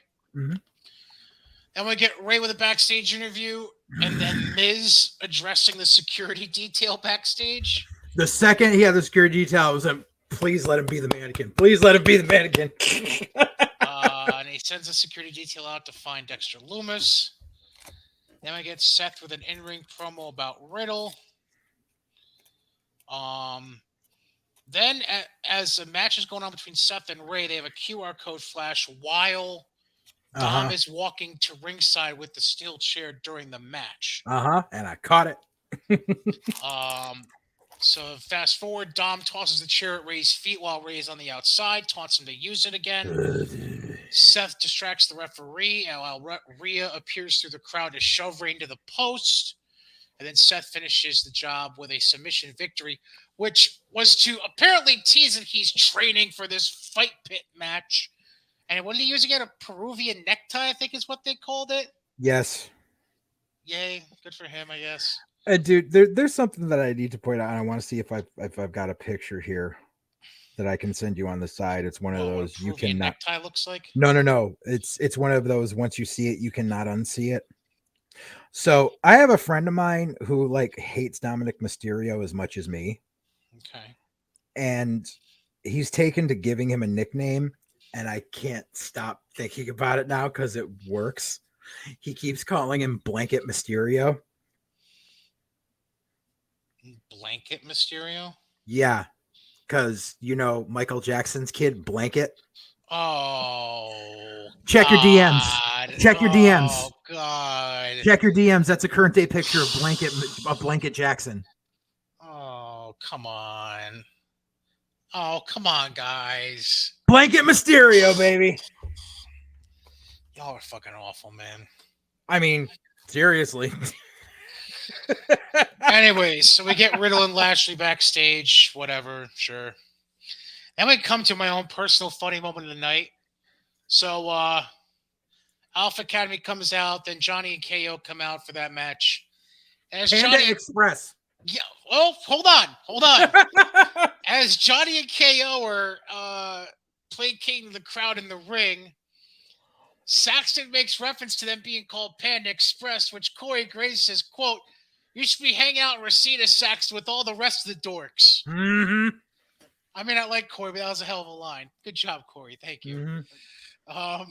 Anyways, Johnny and KO beat Alpha Academy despite Theory trying to get involved. Mm-hmm. Then we get AJ being interviewed. No, wait, I thought the match was thrown out, and that's what led to it being a 6-man later. No, because Johnny hit one final beat on Gable and got the win. Oh, okay. I could have sworn it turned into a 6. What am I thinking of? Or was that on SmackDown? 6-man was on SmackDown. That's why. My bad. Just crossing streams. Sorry. Then AJ being interviewed backstage gets interrupted by Finn, who offers the olive branch to AJ again. Styles declines again. Then they show Alpha and Theory backstage as they book 2 matches for tonight on Raw. Mm-hmm. Braun apparently made a phone call to Theory and said he wants to kick Gable's ass, basically. So Braun's getting all Heidenreich on people. So we got Braun against Gable, and then we got Gargano taking on Otis tonight. Interesting. Which brings me to a question from the next segment. Mm-hmm. And I'm pretty sure this is a question it is a question I asked you. I was asking you when I was watching back Raw on my DVR a few nights ago. When are we going to stop with these Omos squash matches? Because he basically has been doing it ever since he stopped doing his program with Lashley. Yeah. They have nothing for him because he is that useless. I feel like all they're doing is just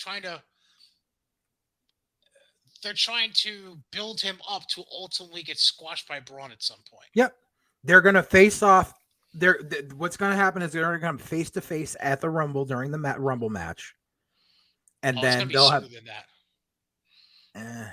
Do you want Omos hanging around for another 3 months? I don't, but I haven't wanted Omos on TV for the past 2 years, and here we are. Like, the more Braun returns and makes more appearances, the more likely I think they just have them get it over with. I hope so, because I have a feeling like day one, they're gonna have some match, and that's gonna be it. Actually, they could just kill all this at Crown Jewel. Yeah, that'd be that. Yeah. Give it to the Saudis. Here you go. Here's 2 giants. Have that. We're done. Okay. Yeah. Here's Giant Gonzalez against Braun Strowman. Have fun. So then we get Miz backstage finding all his security laid out in a pile. Mm-hmm. The same spot where he left them. Mm-hmm. Loomis is now dressed behind him like the hockey statue from earlier. Mm-hmm. Breaks the hockey stick over the back of Miz, then chokes him out and starts petting him like a little cat. Sure. Then we get Candice LeRae with a surprise debut on Raw. I popped. I was sitting here at home and I went, holy shit. She ends up beating Nikki ASH, who was clearly distraught after the match. and took off the mask. Can we just get Nikki Cross? Can we just I'm please pretty sure just that's God what damn we're gonna it. get. And I mean, to be on all honest, like if they still, even if they still want to keep her with Dewdrop, like have her go back to that and do the name change of Dewdrop back to Piper Niven, and just have them be like the insane Scottish women. Like you could run with that for a good while. Yes. But and it's just I very happy for Candice because from all accounts she was like I'm gonna be a stay-at-home mom, but apparently she saw that and she looks great. She looks amazing. I'm guessing like WWE must really help out with like having a really good like backstage childcare protocol. Well, between Ronda and Becky, I would think so too. Ronda, Becky, and Miz and Maurice. Well, when Maurice is there, yeah, sure. Right, but still, she's in and out, and obviously they don't want to always leave the girls home with Marjo. So it's like daddy daycare, except not well, not right. Yeah. Then we get Judgment Day backstage interview. Sure. Sami Zayn beats Styles thanks to the assistance of Solo. Then the Judgment Day comes out after, and they ask AJ about joining again. Styles still declines by flipping off Finn. mm-hmm. And then Judgment Day beats him down. Mm-hmm. Finn shows restraint from stomping on the chair that was set up around AJ's neck. Because I'm your friend. Yeah, he tells AJ that's not what friends do. Sure. Then we get a backstage segment. Bianca, Asuka, Alexa, and Candice all talking. They're interrupted by Damage Control, and then Candice says, fuck you, and wants to fight Dakota, apparently. I think right there is where we saw the little building block pieces of the women's War Games match were put in right there. Yeah, and now I've got people. Here's the thing. Now I got people saying, "Oh, it's going to be a 5-on-5 match." They're going to bring back Carmel and Zelina and put them in the match. No, they've got it's going to be a 5-on-5, but they've got what they're working with. They'll be able to do. I have an idea. Okay. So you have your existing 4 right now. Uh-huh. Who have we not heard a peep out of in weeks that might be ready to come back by now from injury? Charlotte. Wrong. You're on the right track, though. Becky? Yes. Is she? How is I like there wasn't? Well, that I don't know, but you also consider Survivor Series another month and a half away. Right. So hypothetically, between that and the time she's already been gone, the timetable might make sense there. Maybe. So let's hypothetically say, let's go with that. Let's go with that as your 5th. Mm-hmm. You have Damage Control. Mm-hmm. I know you mentioned, who was it? Did you mention Sonya and Ronda, was it at one point, or somebody else? Could have been, but at the same time, I don't think they would put Ronda in a match like or that. Sonya and Shayna was the other option. I don't remember what it was you mentioned. Yeah, Sonya and Shayna. Here's what I'm thinking now, though. I'm thinking for the baby faces, you're going to have Asuka, Bianca, Alexa, Candice, and for that 5th spot, that's up in the air, and that could be a returning Becky or if something. If it's not like that. Becky, I'd be willing to put my money on Shotzi. Shotzi could. You could put Shotzi in there. And for the heel side, judging by, and here's my long-term booking mind going out. Because I know we are going with one of the spots because we've already talked about it before. Well, actually, this is a switch up on what I was thinking about before. Okay. On the heel side, you have Damage Control, and then Damage Control says, "Oh, you think you're bad? Well, we're gonna bring in the baddest bitches possible." Enter the returning Sasha and Naomi, and then after the War Games match is done, when the baby faces are triumphant over Damage Control blames Naomi and Sasha. That's when Naomi and Sasha do the babyface turn. Then we're off to the races with them feuding with Io and Dakota for the women's tag belts. That'd be nice. That's what I would do. I'd say the plan B, to go along with something we discussed before, I think Indy Hartwell could be a natural fit just because of the Candice LeRae insert. She could. Absolutely. And then I think the name you mentioned earlier could be a possibility. Charlotte. If they can keep it quiet. Yeah. You can keep her, you could have Bailey and Damage Control just tease how they have like this this great final member of the team, blah blah blah, Mm-hmm. and then you don't find out till the night of the show, and then all of a sudden, Yep. like you hit the music, and it's like, oh shit, like Yep. Which, by the way, um, is that on your end or mine? That whoosh. that's I think on my end. I don't Oh, know okay. what it's something outside. I don't Just know what making it sure. is. I was actually looking because we were kind of considering, like, Shell was talking about possibly going to Survivor Series, because it's in Boston. But actually, nope, that is me. Hold on. I also hear something outside too. There we So. go. Okay. But unfortunately, she's got plans. There is only 200 tickets left for Survivor Series now. They're How many? 200. 200. Oh wow. They're 200 seats away from a sellout. And that's after they opened up more seats. And let me also pop this in, by the way, with the whole Charlotte theory. Mm-hmm. She's not returning anytime in the next month because she's already signed to do the big event in New York in November. Right. There's a few people like actively on TV who are doing the big event. It amazed me this year. Like, besides Charlotte, there's a couple others. Bear with me. I'm pulling it up right now. I think they said they had Sonya. Brian Danielson will be there. Mm-hmm. Killer Kelly from Impact will be there. Paul White, although I don't really think he's active per se. Well, I mean, he was in that battle royal at the Grand Slam. Yeah, I can't really find. There's also somebody playing stupid loud music underneath me. My fucking neighbor's playing something like really bass heavy, and I want to smack the shit out of it right now. Boom, boom, boom. Do you hear that? Do you hear the bass? No, I don't. Oh. Yeah, I can't really find a list. It might be on Facebook. I'll have to find it. Find here. it for next week. I'll find it while you go on to the next thing because I have it marked. The only thing left for Raw was Riddle beating Damian Priest in the main event. Judgment Day attacks Riddle after the bell. Then Edge returns and chases Judgment Day away before challenging Finn Balor to an I Quit match for Extreme Rules. They just announced Colt Cabana this morning. Colt Cabana. Billy Gunn. Ricky Starks. Shaw Guerrero. Can we really count her at this point? Aiden English. A.K.A. Matthew Ruholt. Susie. Oh, Susie. Yeah. Who? Susie. Impact. Sue Young. Oh, okay. Yeah. Bianca, Liv, and Charlotte are all going to be there.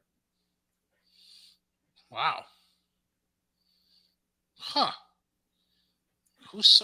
Never mind. I'm not going to say. Yeah, that was the announcement on September 21st. I'm not going to say what I was going to say. Anyways, preview for tonight. Let me just jump into that before I get in trouble with what I was going to say. Booker T and Ric Flair. What's up? Booker T and Ric Flair going to be there. Oh, LA Smooth. Don't even make an announcement for that motherfucker. What, LA Smooth? He is such a shitbag. I don't even want to touch it. I love all of the Samoans except him.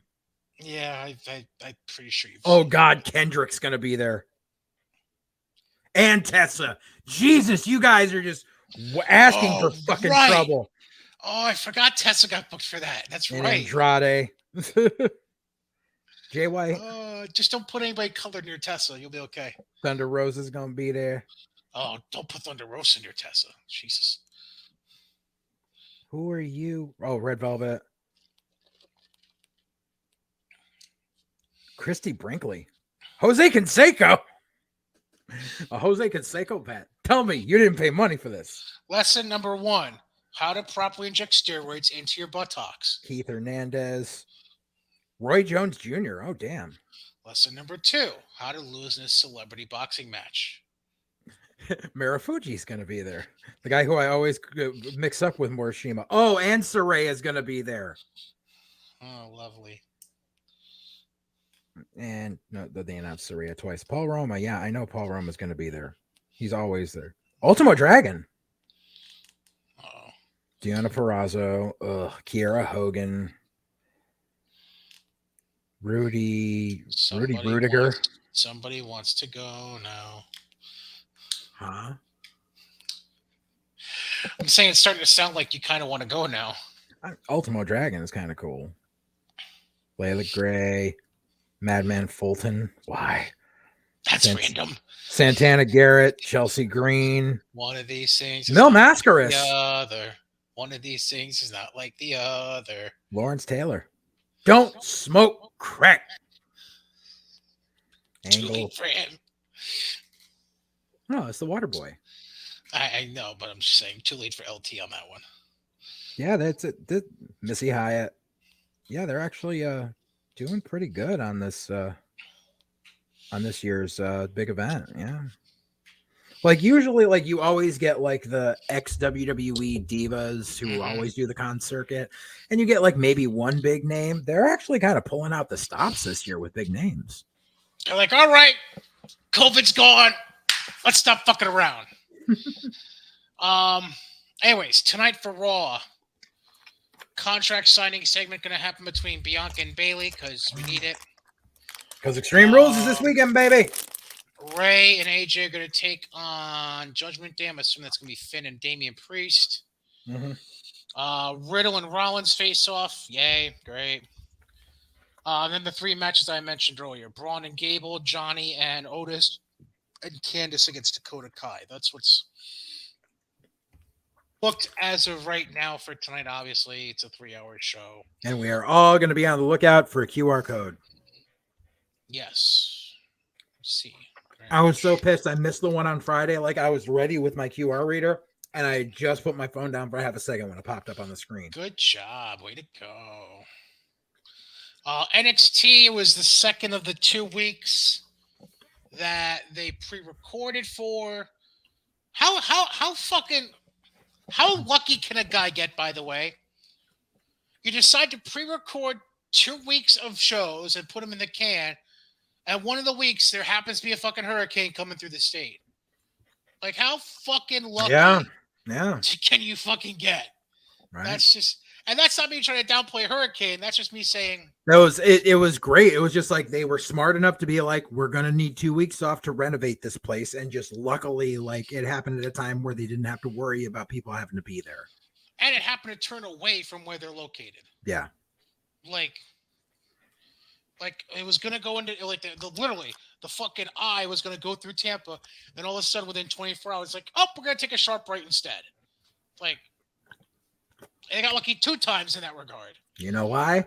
Because Trips has good karma. Now he has to appease the gods. So if Vince was still running things, I would have stayed right in Tampa. Is that what you're saying? The PC would have gotten wrecked. That's fucked. Trips got good karma, and now he has to appease the wrestling gods to be like, all right, we spared this place. Now you need to bring back to its former glory what people have been requesting for over a year. Right. What else do I have? All right, so the Dragunov JD Braun segment was what opened the show. Meh. We eventually saw Gallus get indefinitely suspended because they don't like authority apparently and just keep punching everyone. I feel like Joe Coffey is injured and they're trying to hide it. So that's why they're just like taking it. What the fuck is going on outside? I don't know. Like, it sounds like a bulldozer's outside. I don't fucking know. Matt Tremont? If that were the case, I would have gladly opened the door and said, "Come on in." Then what else? Nothing really interesting, really.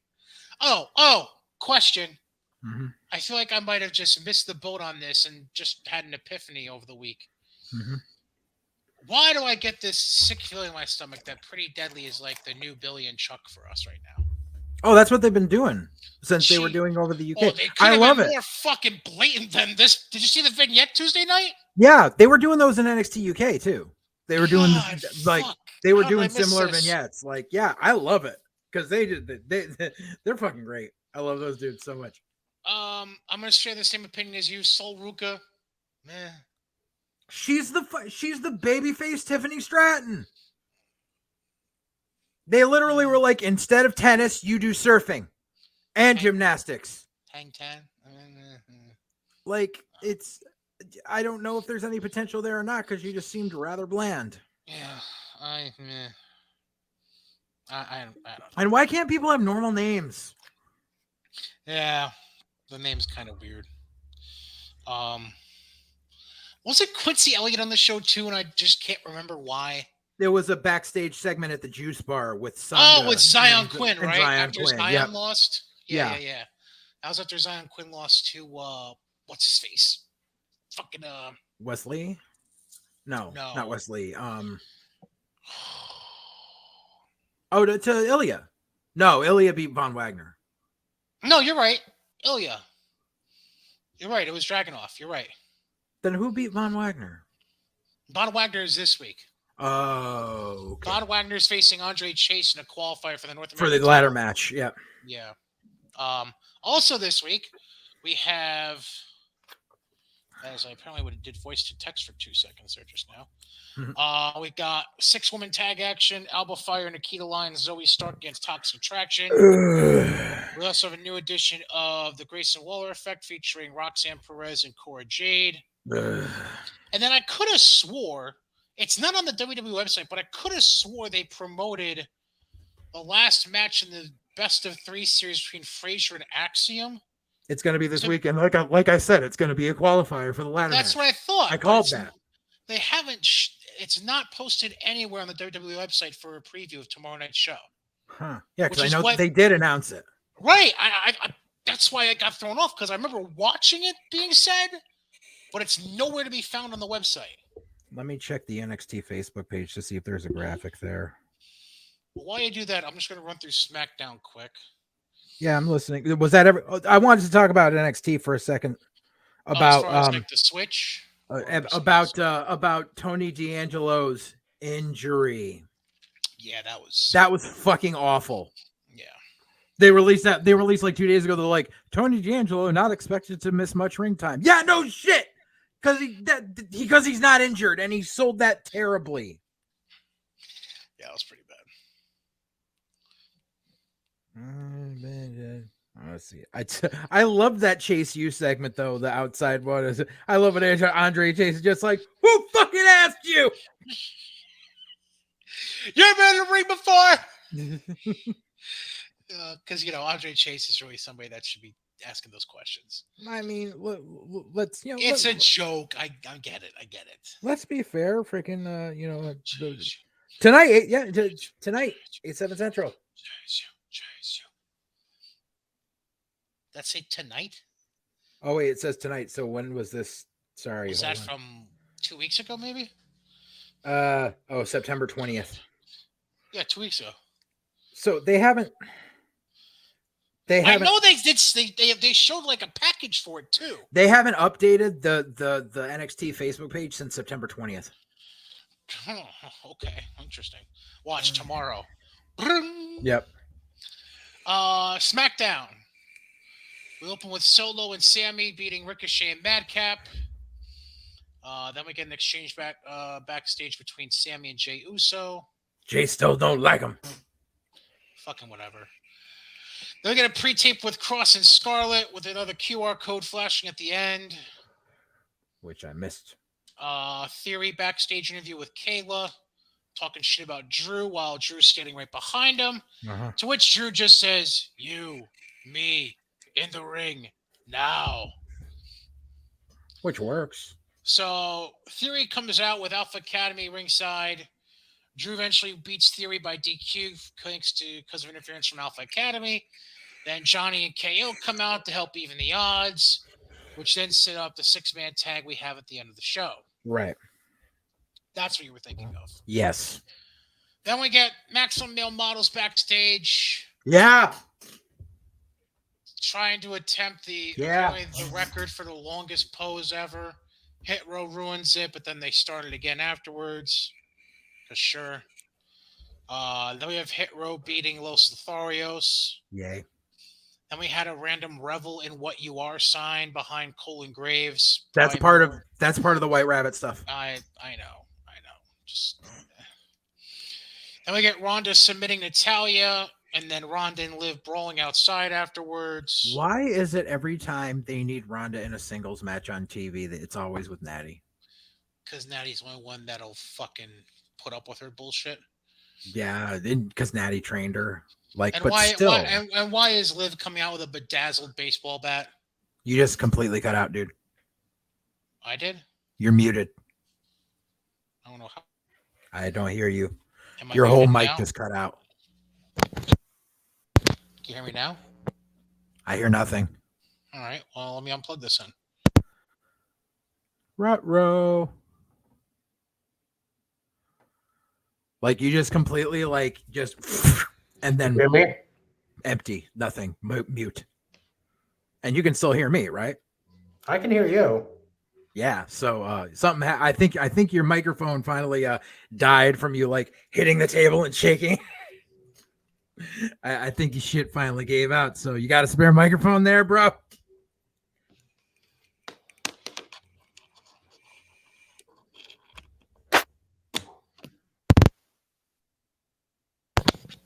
Still can't hear me? Nothing. What's stupid?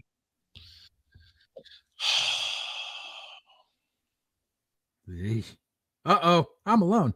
Well, folks, I guess this makes up for a couple of weeks ago when my computer died. So, yeah. So going on with SmackDown, I'll just go. I'll just go while Brian is rebooting and trying to figure out what's going on exactly with this thing. I'd like to go over the White Rabbit QR codes that I'm having lately because there's been a lot of clues, and it's been quite interesting.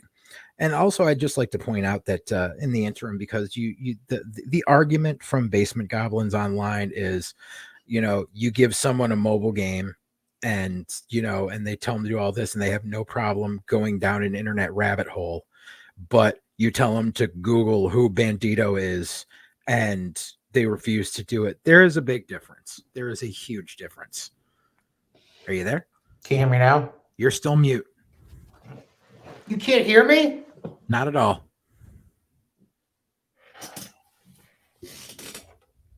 One second.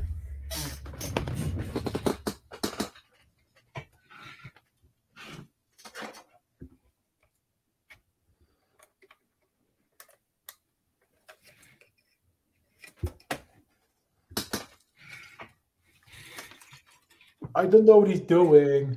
There you are. What happened? I don't know the exact thing, but I just, for the hell of it, I disconnected the subwoofer on my speakers and then plugged it back in, and I got you. So I think it was one of like when you just like went and the click, and so the static just kind of like emergency shut off on my end. So I guess it was my fault. Can you hear me now? Oh yes. Okay. Oh, okay. All right. Fuck you and your subwoofer. Sorry. No, you're fine. That was so yeah. So I was just basically like I was vamping and talking about the White Rabbit codes and some of the stuff about them. Phone numbers and fucking playing it backwards, and it says like the one thing that I really dug from the QR code last weekend, last Monday, was there was a thing that led to it was Corbin County, Kentucky. Yeah. And in Corbin County, there's a Wyndham Estates hotel, but that wasn't even it. In Corbin County, Kentucky, there is the home of White Rabbit Records. I don't know if I sent you this. So White Rabbit Records is an independent label that exists, and their address is in Corbin County, Kentucky. White Rabbit's Records YouTube channel, whose only other video is Jefferson Airplane's White Rabbit from 15 years ago, put up a new video that just said 04062, which is the postal code for Cumberland County, Maine, home to a town called Wyndham, Maine. And then like the I think one of the codes, the 19/11 was something that came up, and that was on the top hat that Bray was wearing during one of the Firefly Funhouse things where he like was kind of dressed like the Mad Hatter, which works. And just the whole The one thing that was throwing people off is because when people analyzed the source code, they found lyrics, and they said it was the lyrics to Aleister Black's music, because it was "No man is truly good, no man is truly evil," which were part of Aleister Black's entrance music. But was it also part of a promo that Braid did in FCW though? It's very possible. It's very because like, I mean, as it was, like when people found out like he was introducing the Fiend, he originally told that story on a video that had aired like 6 years prior.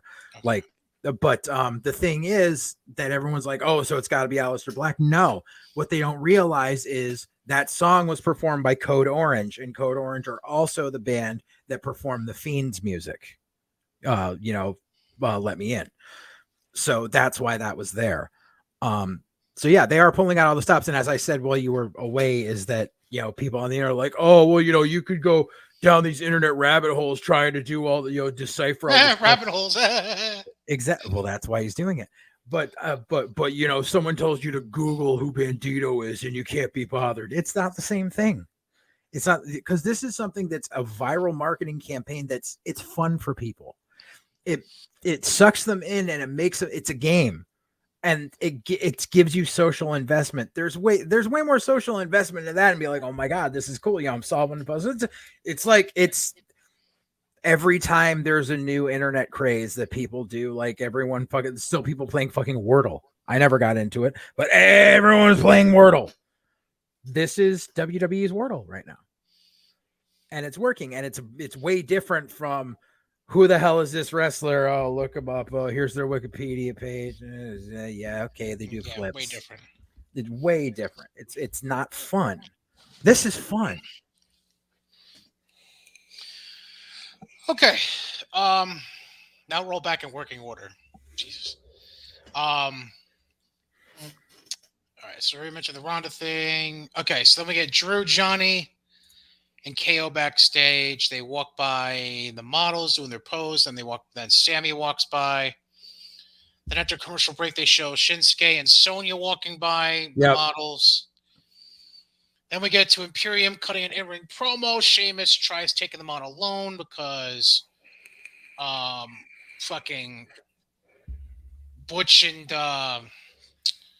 Ridge, thank you. They're stuck in Florida from the hurricane, and obviously we know how that ended up. Imperium lays out Sheamus, which leads into the Intercontinental title match coming up on this Friday's season premiere of Friday Night SmackDown on Fox.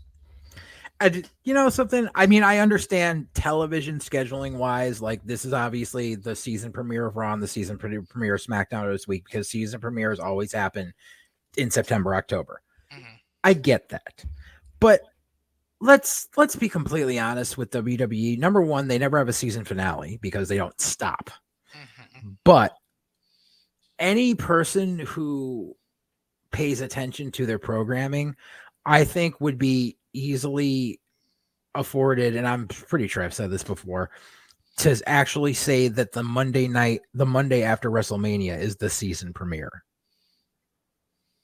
Because WrestleMania is from wrestling fans' point of view, yes. Right. WrestleMania is your season finale. That is the blow off of all blow offs.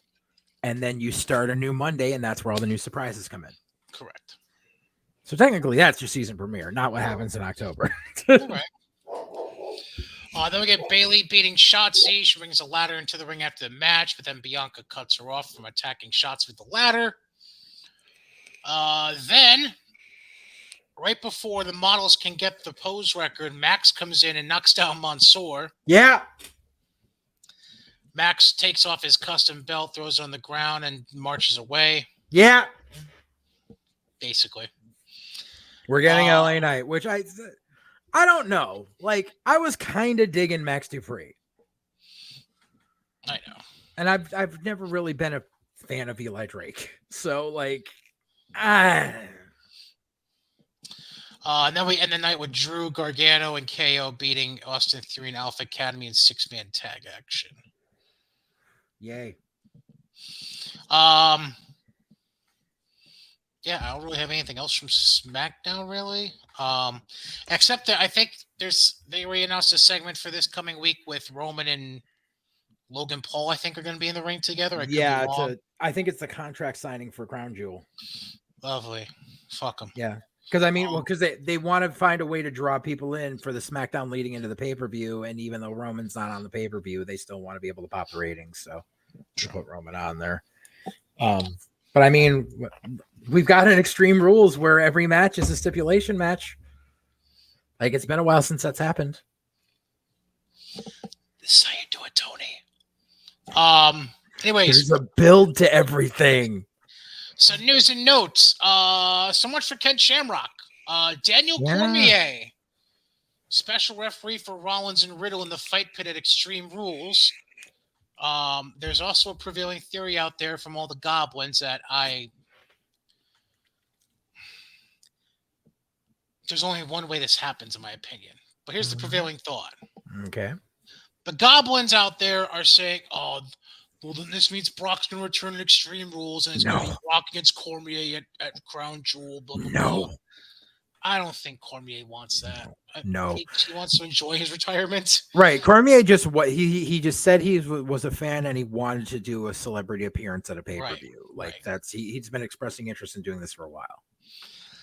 Carl Fredericks visited the PC this past week and got a private workout. Any thoughts on that? No. Yeah, I didn't think so. It's a crapshoot with outside athletes now in the PC. Like, they keep trying to think they're going to get their next Angle or Brock, and it's just you're trying to catch lightning in a bottle more than twice. Dr. Chris Amon no longer working in WWE. Most notable for the whole CM Punk bullshit. Get that man a Z-Pack. Did we even know Chris was still employed? I figured he was, just because he's in one of those roles where when they're there for X amount of time, they're just fucking there forever. Like Kevin Dunn. Right. The Ricky Steamboat match that I mentioned a couple weeks ago for Thanksgiving weekend in Raleigh, North Carolina for Big Time Wrestling. Mm-hmm. It's officially been announced that it'll be a 6-man tag. Steamboat's going to team with FTR. They're going to take on Jay Lethal, Brock Anderson, and a mystery opponent. Brian Pillman Jr. With Arn Anderson at ringside in that corner. Thoughts? Don't give a shit. It's a 6-man. It's Gaga. Ricky's going to tag in. He's going to do the double thrust and then tag out. Buff Bagwell is out of rehab now. Says he's been sober for over a month, so good for him. Good. Hopefully he doesn't go back to being a gigolo. Yes, gigolo. He hasn't been a gigolo in forever. I was going to say pimp, but I was like, wait, nope, that's not right. No, he was a gigolo. Yeah, gigolo. He was a hoe. He wasn't a pimp. Right. Biff Busick apparently is in Orlando this week as a guest coach for PC. Uh-huh. Thoughts? Very happy. I love Biff. I don't think he should have ever been released. So if he's there in any capacity, I'm extremely happy. Shane Helms was on After the Bell with Corey Graves apparently this past week. Mm-hmm. He talked about how he apparently was the agent for both the Johnny Knoxville and Logan Paul matches at WrestleMania this year. And he's going to be the one personally training Logan Paul ahead of Crown Jewel. Mm-hmm. Any thoughts on that? We shall see. I don't think it'll be that bad. I didn't know Shane to be the training type, but I'm not against it. I'm cool with that. Yeah. We'll see how he holds up compared to Tyson Kidd having been a trainer, but I don't know, whatever. Raquel Rodriguez had an interview with NBC Sports Boston, I'm assuming to promote Survivor Series. Mm-hmm. And I'd like to see a Women's Intercontinental Championship added to the fold. No, don't need one. Thank you very much. That's pretty much all I had to say about that. And then finally, I saved this one for last because I'm not sure how you feel about it. There's a certain Hall of Famer who spoke this week about somebody that needs to be added to the WWE Hall of Fame. Do you know what I'm referencing? Shit, what was it? It's escaping my mind, but I know where you're going. Mick Foley. Yeah. Believes that Sable should be in the WWE Hall of Fame. Yeah. No thanks. Here,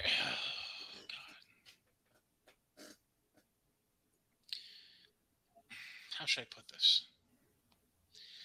It's oh god, that's a tricky. That's a tricky suggestion Mm-hmm. because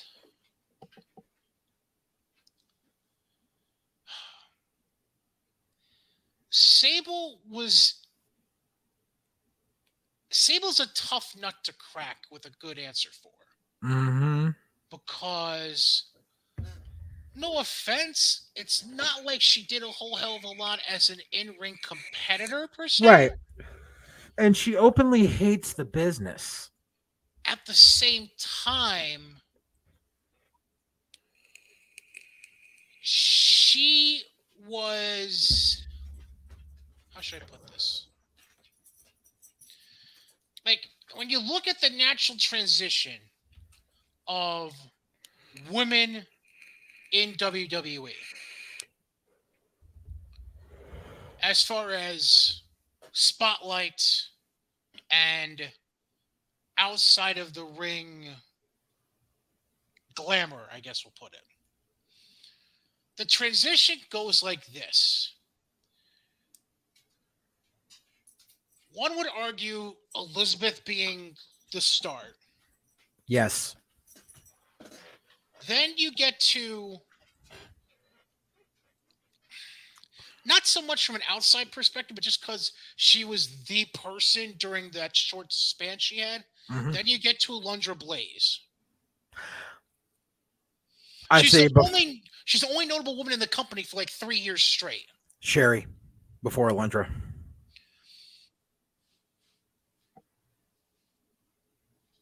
Okay, so Elizabeth, Sherry, then Alundra. Yep. Uh-huh. Then we get to the Sunny era. Yep. And because of Sunny not being a wrestler, but more of a model type, that's where we got a natural transition from Sunny to Sable. Yep. Who initially comes in with Hunter on his arm, then goes to Mark Merrill, her husband. Right. And then we know everything about Sable after that. Then you see the first woman that, how should I put this? Trumped the idea of women being just on the outside. Lita? I was gonna say China. Oh, okay, yeah. Yeah. China was like that transition. Yes. Actually, no. Sable was the start of the transition, but China took the transition to a whole nother level because China could actually do stuff. And I'm saying that in kind of air quotes because like it wasn't great, but it was still better than what the fuck Sable was able to do in the ring. Mm-hmm. Then that's when you get into like the Litas, the Trish Stratuses, the Ivories, the Molly Hollies, the Victorias, that whole era, Jazz, like that whole era of what we call would obviously be the Divas and so on and so forth. So as far as being a part of WWE history, like I know she never did anything great in the ring as a competitor, but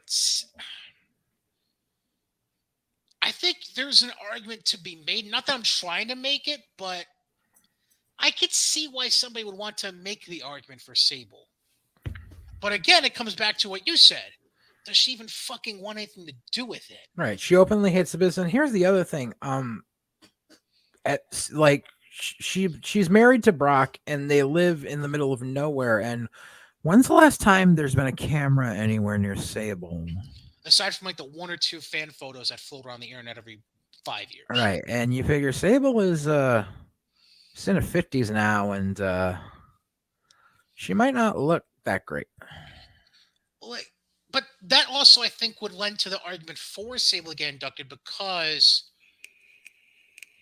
one would assume, I don't know about assume, that might be too strong a word, but one would possibly think that if WWE wanted it bad enough, they would try to use Brock as a buffer to get it to her. And I mean, technically, like, she opened doors because she was the first WWE diva to pose for Playboy. Right. Which, yeah. basically. Yeah, I just like I God, this it's just I feel like this is just such a touchy subject because obviously everything you like to see people get into the Hall of Fame based on in ring ability and credibility and career stats, but there's really not much of that to hang with Sable. She was more uh she was a lot more entertainment than sport. Let me put it that way. Yeah. Um and then obviously there's the whole second run that she had and the whole fucking story with Tori Wilson and kind of riding that shade of gray with kind of sort of lesbian in Yep. but you know what I'm getting at. Yes. Like it was I don't know, it's just I don't know. I'd have to really sit and think about it, I think, more to have a real firm decision on it. Right. But again, I think it all comes back to does she even really want it? Or Yeah. does she even really care about it? Because here's the other thing. As much as I think they'd want to have Brock act as a buffer to negotiate it happening, I honestly think Brock would be like, "Fuck it, she don't want it. She don't want it." I really think Brock would be he'd be the kind of guy that would say, "You know what? She doesn't want it, so fuck it. I'm not going to push her to do it." Right. Exactly. So I don't know. Just a weird random thought that I wanted to pass along. It is, and it's one of those things. Like, I think it just matters on her wanting it. But the thing is, I think she's also the type of person like, oh, well, you're gonna induct me. Well, what's the payday? Probably. Like, give me a break. Probably. Like, you're married to the guy who gets the biggest payday in the damn company for doing the least amount of work. Shut up. Right. Exactly. I know. There's one other thing you wanted to bring, but I think you would want to bring up. Couple. There's one specifically I have in mind. Okay. It's something that you told me about, I think, last night or the night before. Place people booking shit bags. Yes. Oh yeah, we'll get to that. All right, so go ahead. Bring up. Well, before that, I just wanted to reiterate because the ISW, the November to Remember show, Friday, November 25th, they announced a couple of new matches in the past week. Yes, they did. And a couple more appearances. Kennedy Copeland's going to be on the card, and so is Tony Deppen. I'm really excited. Yeah, that caught me sideways. A little surprised. I love Tony, and like I've wanted to like just chill and talk with a guy on his brain. Like he's a fountain of knowledge, and he is a great asset. And I can't wait to see who they put him in there with. I know they've also booked Juba, who that's someone I haven't seen in a while, and the Dad Bod Squad. Yeah, Canada apparently. That's Is He Dead Yet? Will be facing Austin Luke, who is one of Shane Hawk's students up in Canada. Mm-hmm. And where are you? Tag team action. The Miracle Generation, Dustin Waller and Kylan King will be facing the Air Show, Razor Wing and Mach 10. So there's your flips quota for the night. What? The more I'm looking at this, because I'm looking at the interspecies Facebook right now. Yeah.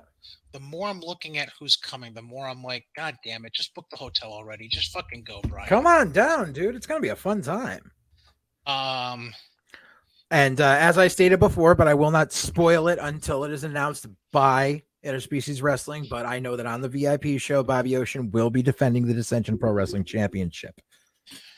By the way, can you? Because I see Ichiban is booked against Hot Stepper. Can you remind me who Hot Stepper is?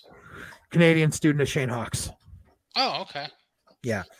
Is that pretty much if you here?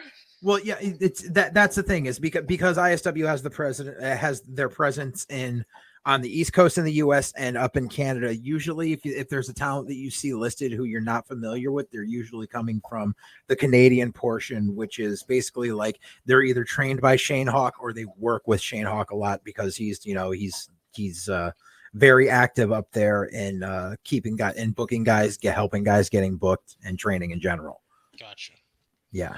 Sexy Eddie. I love Eddie. I love Eddie so much. It's going to be so great to see him again. He's fun. Cannonball's book, Cecil Yep. Nix. Mm-hmm. Um, I think we already mentioned the. We mentioned you. Yeah, you announced it last week. The Callaway. Yeah, Callaway and Tremont. Yep. I had someone yesterday let me know that I'm going to be getting a whole lot of Legos donated to me to bring to that show. So, or plastic blocks, should I Yes, say? thank you very much. Plastic Um, building blocks. and our favorite newlywed is booked as well. Yeah. You sound so excited. My guess he's working Juba. Don't sound too excited. Just I got you here. I need you here. He owes me a T-shirt. All right. Well, get the fucking T-shirt then. What do I tell you? Can't have heat with him over a T-shirt. Fuck it. Come on. Well, I mean, I've been waiting. Like, I gave him the money for it a year ago. It was one of the big Jim Memorial shirts, and like, bro, I just want my shirt. Please. I'm not saying I got heat. I just want my fucking shirt. Please. Please. If I had anything to bury with him, I'd say just bring your wife and let me look for a half hour, and then we'll just call it a day.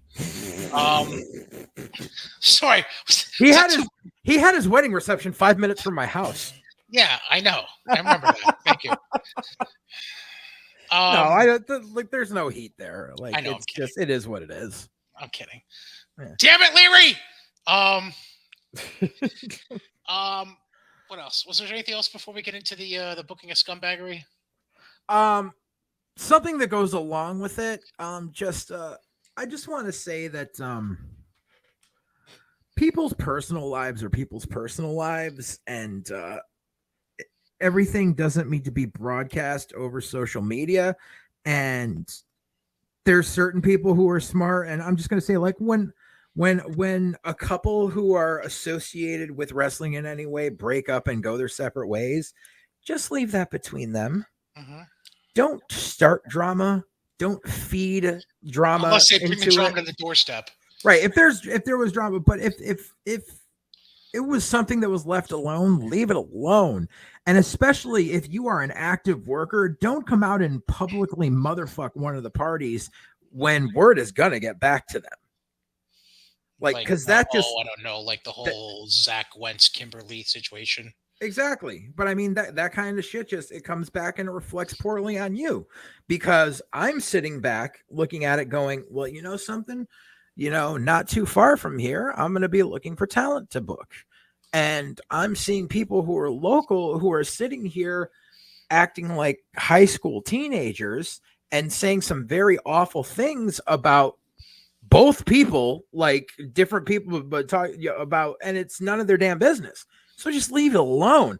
All you're doing is outing yourself as a scumbag that if you come asking me for a booking, I'm going to be like, no, because you want drama. So no, sorry. Have you forgotten how indie wrestling is? Yeah. Welcome back. Listen, we have held it and we want to keep it that we are possibly the most drama-free locker room on the East Coast. And I would agree. We will do everything in our power to make sure it stays that way. Good. Yeah. I want to raise. I'm kidding. Okay. I'm kidding.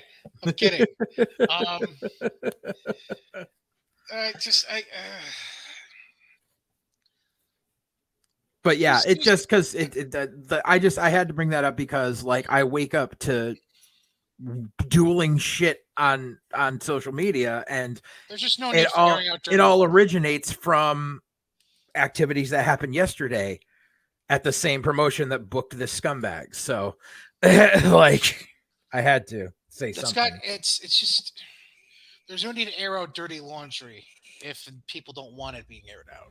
Right. Exactly. That's the long and short of it. Right. Speaking of, would you like to transition into Behind the Black Ball or the Black Book or whatever black we're doing today? Yeah. Where is it? Well, he was already part of your Black Book, wasn't he? Yes, he was. I just apparently have to reiterate it Oh, because fuck. We'll people just don't say wanna welcome back listen. to the Black Book. There you Welcome go. back to the Black Book. Yeah. So apparently some people just don't learn. And this is really bad because just last week I sat here and I said that I love Slick Wagner Brown and I will always love Slick Wagner Brown. But you need to clean your house, bro, because your GM is booking people that shouldn't be. Because I get a notification on my YouTube where it's, event was just uploaded and it was test of strength training day, which happened. And I look and I'm like, something, let's see, let's take a look at Take a peek. Let's do some let's scouting. take a peek. And the second I turn it on, here comes walking. I go, are we serious? Is that? And boom. And they're right on the screen in the ring in the opening match is the Toxic Terror, Danny Adam. Tim Giansiracusa, who has been outed as a fucking sexual predator, who several underage girls have come forward and says that he drugged them or got them drunk or just forced himself on them. It's not like it was one person in here. It was several people, whereas everyone started freaking blocking him and unbooking him. But apparently Test of Strength has joined the ranks along with New York Championship Wrestling in still booking this fucking asshole. And all I'm saying is that's going to reflect poorly on your house when it comes down to brass tacks, because word gets around and people talk. And yes, I understand that these are your shows that you run for your students to get experience, and it's workers that come in for free to help. But you know something? I don't care if it's a guy that came in to work for free. It is cancer upon your locker room, and it poorly reflects your entire organization. And like I said before, that ain't heel shit. That's scumbag shit. Plain and simple. Simply put, you must protect your house. Exactly. I couldn't. I turned the shit right off. I was like, I can't fucking believe this. And then, of course, it was funny seeing who he was facing.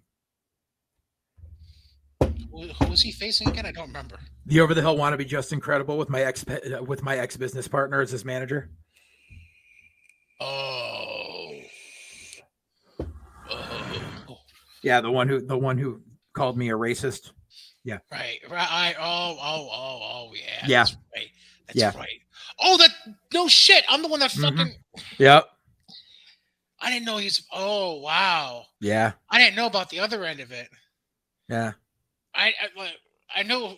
Oh, really? It was just funny how you brought up both those people and it was them facing each other.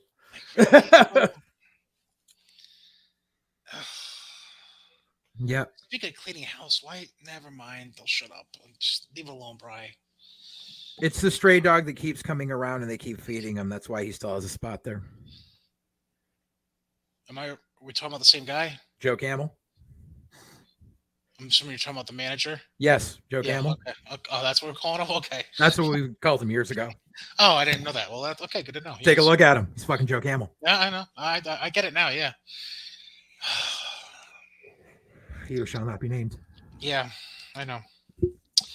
Anyways, yeah. Yeah. Anything else? I think that's it. All right. That's been episode 69 of White Heat. Nice. Favorite number, favorite position. Presented by Godzilla Media. Sponsored by our friends over at Mohawk Honda and Johnstone Supply. Don't forget, 2023 is coming on the lot, the Mohawk Honda right now. Pilots, Ridgelines, great cars, but also still a great time for you to sell your vehicle, Mohawk Honda, because you can still potentially get more money back than what you put down on the car when you got it. Just check them out, Freeman's Bridge Road in Scotia. Talk to all the great salespeople there. They'll give you the hookup. Not like Big Papa Pump back in the day when he talked about hookups. But they know their math better. Yes. Although, I don't know, it didn't seem to go generation to generation. Braun seems to know his math okay. General Manager Greg Johnson, his team of sales consultants, always available to help you in the buying process. Plus, yeah, Scott Moynihan, 30-plus years in the automotive business. He's back in Mohawk Honda. So when you go to take care of your vehicle needs, stop in, say hi. Tell Scott that you heard about us on White Heat, Godzilla Media. He'll be nice. He'll say hi, give you a hug, maybe give you a free coffee, something like that. Yeah. But yeah, just remember, as the seasons change, Yeah, the weather might change, temperatures might drop, leaves might change color, but the great salesmanship at Mohawk Honda will never change at Freeman's Bridge Road in Scotia, where they always go out of their way to please you. Twitters. I'm at Brian Cady. He's at JJ Alexander, as you can now see on the screen, clearly, beneath our wonderful faces. Any long-form comments, questions, concerns, Facebook, JJ Alexander. No, I'm kidding. Email brian.cady@godzillamedia.com. Go ahead and Facebook message me. It's going to go in my message request, and I'm never going to see it. Yep. Yeah, brian.cady@godzillamedia.com. For JJ, I'm Brian. Yeah, how should we end the show? Oh, I know. JJ, say fuck Danny Adam. Fuck Danny Adam.